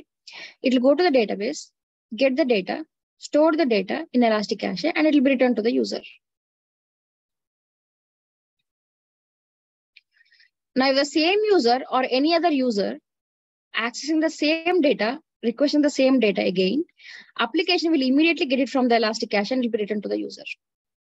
Now, what is happening? The number of hits to the database will reduce. Thus, the cost. The burden on that also will reduce, right? When you say number of requests. So number of hits to the database is reducing. That means IOs will reduce, the cost will reduce. So it can happily work on inserts and updates. Reads, Elastic Cache will take care. I mean, frequently accessed, obviously. So frequently accessed data will be stored in the cache. Now, when to use Elastic Cache? Only when your data is frequently accessed, but less updated. See, what if the data is keep on updating? Let's assume there is a data called A. Someone is accessing, application will store it in the Elastic Cache and it will be returned to the user. Now the database data got updated to B. Now when the user is trying to access, obviously the data is not updated in the Elastic Cache when it is checking. So it will go to the database, it will get this data, it will store in the data, store in the Elastic Cache and it will be retrieved. Now the data was changed to C. Now when the user is trying to access the C, the application again cannot go for Elastic Cache because it has outdated data. It will go to the database, get the data again, and again store it in the Elastic Cache, and it will be given to the user. There is no point of having Elastic Cache here, right? When the data is updating, because application is keep on hitting the database for the updated data every time. So when the data is updating frequently, you cannot go for Elastic Cache. It's not at all a right choice. But if the data is accessed frequently, less updated, once in a while, and you know when it is updated, then you can go for Elastic Cache. Okay. So it is used for frequently accessed but less updated, and it will give you good performance. Obviously, right? Because of Elastic Cache, because it is directly giving from the Elastic Cache, it is improving the performance. You need not wait for the database to process the whole thing every time and then give the data. Okay. So use cases, session stores, gaming, real-time analytics, and queuing. And we also learned that we have two types of cache engines, like one is Memcache and one is Redis, right? Memcache is for simplicity, no? It supports few features. But if you want to go for more features, then you need to go for Redis. So you need to understand the between two to go through this particular Elastic Cache database engines. or cache engines in simple terms. Okay. Now, if you go for Memcached, it's not persistent, means there is no snapshot feature supported. So like, it's like this.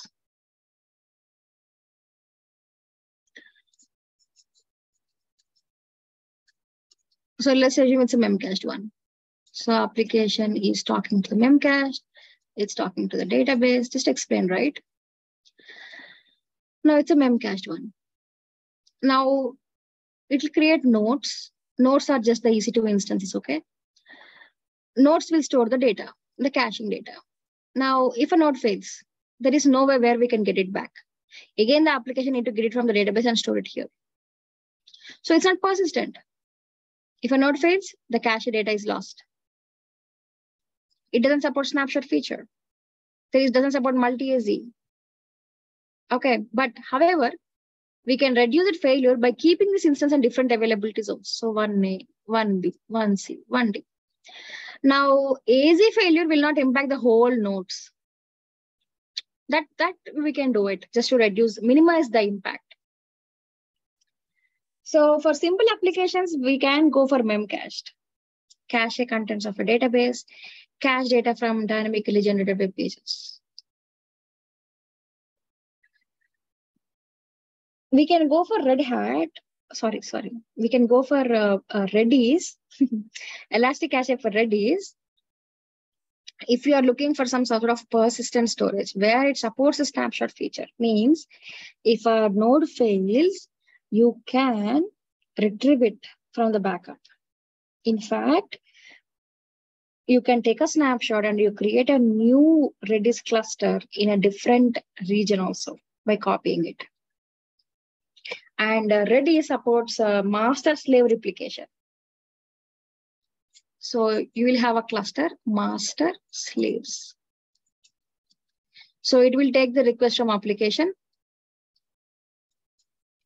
It will take the request from application and the data request will be distributed to slaves. And once it is consolidated, it will take from the slave nodes and it will be sent to the application.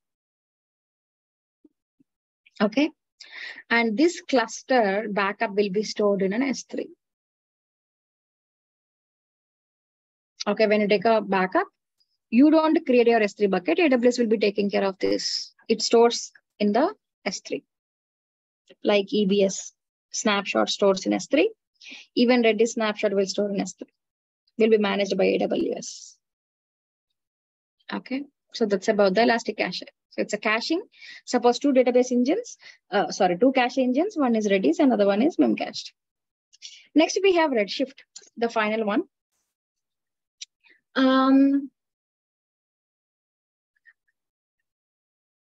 Let's assume you have an application in your organization, and that application is running from almost 10 to 15 years. So if you see the database of that application, you will not have all 10 to 15 years of data in that database. You will have the latest data, like last 3 to 4 years. Now, what will happen to the previous year's data? Will they delete it? Definitely not. They will not delete it. They will move to a data warehouse. So why data warehouse? That data warehouse is also kind of a database. It's called data warehouse because it will get data from different sources. Okay, and that data warehouse is basically used to run analytics on top of it. For example, how my application data when we have an application, that means we have a business, right? Now, if you wanted to know how your business was grown over a period of time, so you will run some sort of analytics on top of it and you can get some reports on that, right? So data warehouse is basically used for analytics, where it will have the historical data, like the previous years of data. And the data warehouse will support huge data, okay? And you can run some sort of analytics. The data warehouse is not used for applications, not for inserts, updates. It is used for queries, complex queries, where we can generate reports on top of it. In AWS, we have a service called Redshift, which supports data warehousing solution. It is based on a relational database. It's a relational database. But It's a data warehouse. Means it will collect data from multiple databases. It's a database is a database. Too complex in terms of storing the data. And it has a different ways to store the data. Okay? Different way. And this Redshift is an OLAP kind of database. Means online analytical processing. My voice is low again. Okay, no problem. Any better, Venu? Yeah, no, better. Okay. So it supports OLAP kind of, means online analytical processing. It's used for analytics. It's not a regular database where we'll be running complex queries. Okay. So Redshift is an OLAP. RDS is an OLTP. Online transactions is RDS. Online analytical is Redshift. Okay.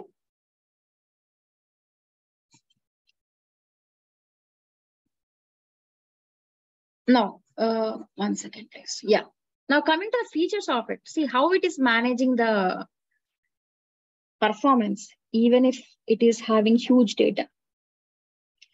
So Redshift stores the data in columns, not in rows. See, generally, how data will be stored. If it is row-based, row ID, the first row, ID, first and last name, payroll. Second row, ID, first and last name, payroll. Generally, the data will be stored here, right? But data warehouses, explicitly in Redshift, it uses the stores in data in columns, I'm sorry. So first column, ID, first name, last name, payroll. The second column, ID, first name, last name, payroll. So the data is actually stored in columns. So the advantage is that, the advantage is basically the second point, which is the columnar-based storage will take less space, which is used for compression. So Redshift automatically selects the compression schema. So this is the second feature, which is supporting the first feature. Okay. Next thing is massive parallel processing.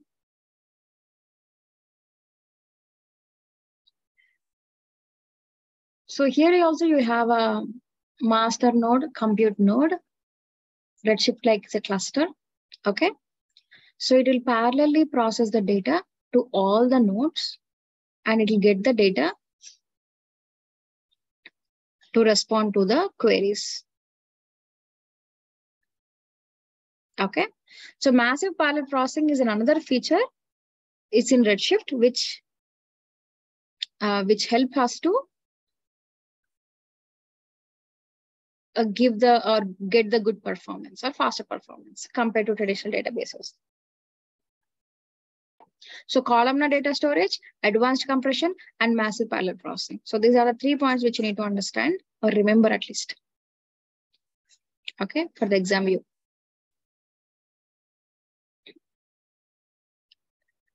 Now, when we say a Redshift cluster, a node can be up to like from 160 GB. You can have a node, a single node of starting with 160 GB, and you can have up to 128 nodes.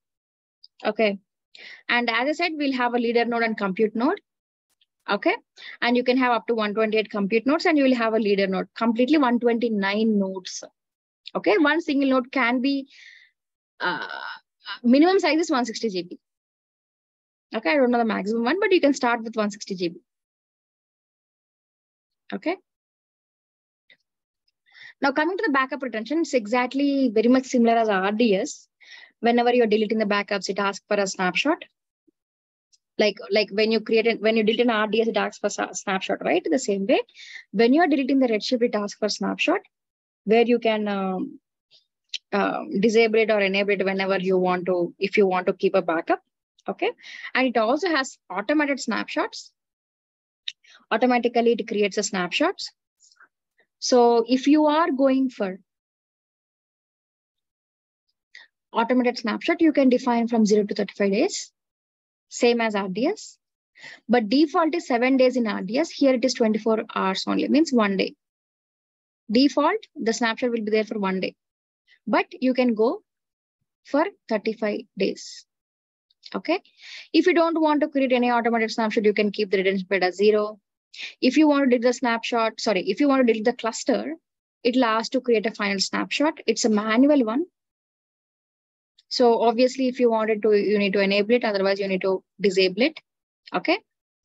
Unlike RDS, Redshift supports only one AZ.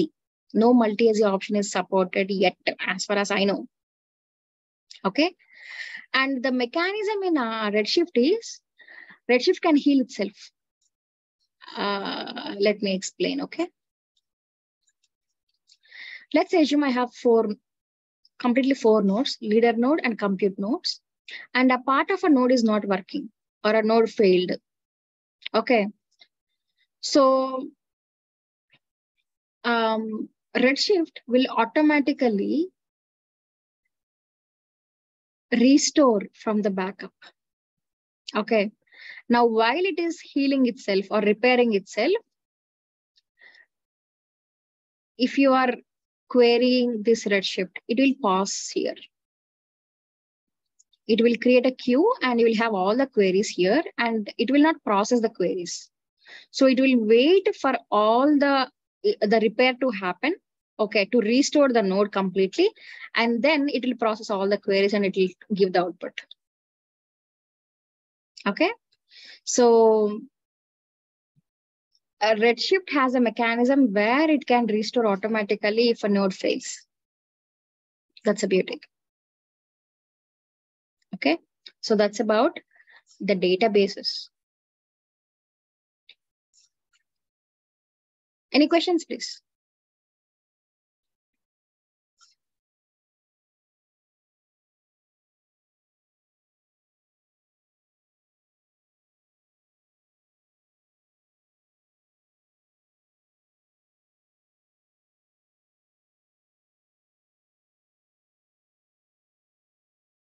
No, nothing from me. Anu, yeah. One message. Like, so now we have, like we saw yesterday, we have mechanisms to transfer data from on-prem to cloud, right? So we have Snow Mobile, Snow Cone, Snowball. So like, suppose now we have database in on-prem location and we want to transfer it to cloud. We have created a RDS in cloud, and now it's time to move the data. So how data migration will happen? Do we still have to use this Snow family options, or we have some other? No, Samarth, yesterday we remember we have discussed database migration also. Oh yeah, homogeneous migration, homogeneous and heterogeneous. Oh, okay. Okay. We can straight away use them, okay? Okay. And when we transfer the data, right? So do we like unlike the Snow family thing, like we are charged for the data, right? Data size of data. So for database migrations, will we also get charged for data, like size of data, or just like the license cost of the database? That's it. No, definitely complete everything, Samarth. Okay. See, if it is a homogeneous, AWS has a fixed cost for a database engine, right? Okay. Now you are talking about the migration. So migration cost, the storage cost, the database cost. I mean, completely packed. You may see difference in the database cost and then the migration cost, because the license is inbuilt. AWS will be taking care of the licenses. Oh, okay. And also, there are few options in AWS where you can get your own license. Bring your own license. BYOL. Okay, BYOL. Sorry. Yeah. Okay. So now again, so when we purchase any instance or any software in cloud, so normally when it is on-prem, right? So licensing happens with some registration. We have to provide some registration name to it, right? Normally it happens with the organization's name. So when we do it in cloud, so do we still have to use our organization's name to purchase licenses, or is it like the licenses will be property of AWS and we just have to pay for the rent? Correct, exactly. So you don't worry about licensing unless you wanted to get your license into AWS. For example, if we take EC2, a simple example, we are using different operating systems, correct? No, we never, have a separate section for licensing because it has inbuilt, it has it already. Getting me? Yeah. So likewise, you don't explicitly pay for licensing, the cost will be inbuilt. I mean, with that license only, you will be paying it. Try to understand. Okay, got it. Thanks.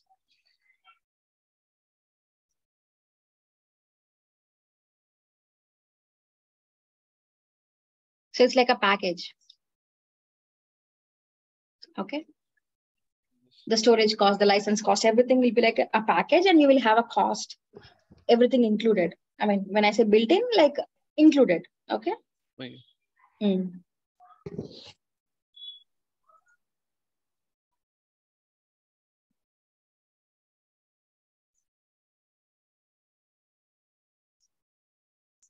Any other questions? Okay, so whatever the time we have, just try to do the RDS, guys. If you're stuck somewhere, just let me know. I don't think it'll take much time for you to do it. Maybe you will see challenges when you are connecting to a MySQL client. I have already given the link. Please copy that, because when I create a breakout rooms, you will not find that link. And to avoid that connection timeout, you need to check your security group. You can just write it, okay? The public accessibility should be yes, and the security group should have 3306 port open, okay? So what you can do is, while you're creating an RDS, you can enable the public accessibility as yes, and you can allow AWS to create a security group for us. Don't choose an existing one, okay? So create a new security group. AWS will automatically create a security group with supported protocol. So you will be connecting smoothly only. Okay, so just try to do that. I think I'll not continue. I'll not start any topic because it's almost, I mean, you might have already exhausted with whatever the information which I've kept in your brain. Yeah.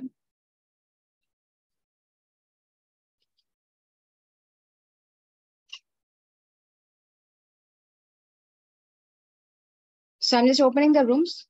You can refer the lab for RDS in the drive link, okay? And let me open the rooms.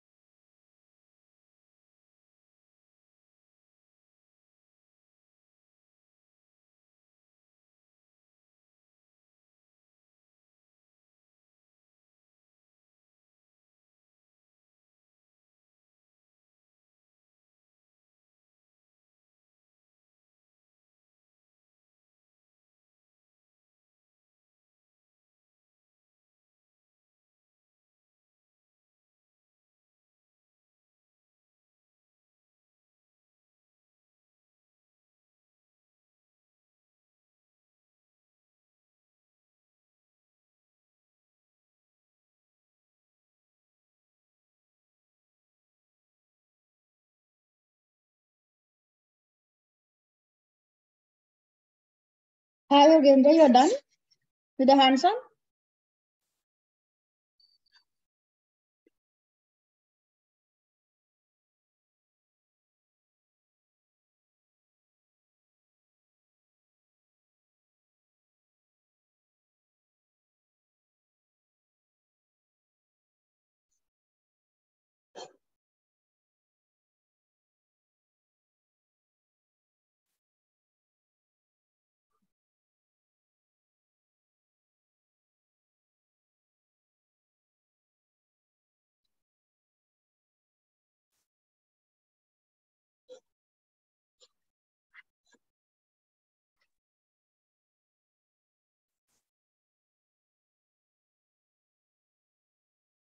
So who completed the hands-on can leave the call. Okay. So guys, have you done the cleanup? First of all, have you completed the hands-on? Yes, no? Trying to connect, madam. Okay. Just created the database, copying the URL. Fine. So if you're able to connect, absolutely fine. Otherwise, check your security group and public accessibility as yes. We can modify the database also once it is created, okay? So under hostname, we are putting the URL, right? The one that is created. Correct. Yes. Give the username and password and then try to connect it.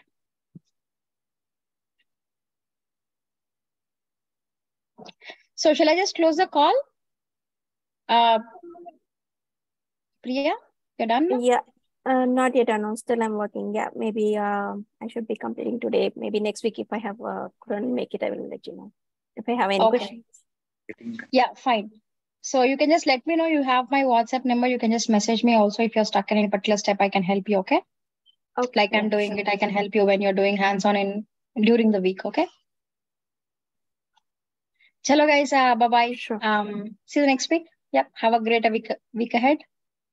Thank you. Bye. Good night. Happy sleeping. Priyank. Good morning. Have a great day. Yeah. You too. Bye.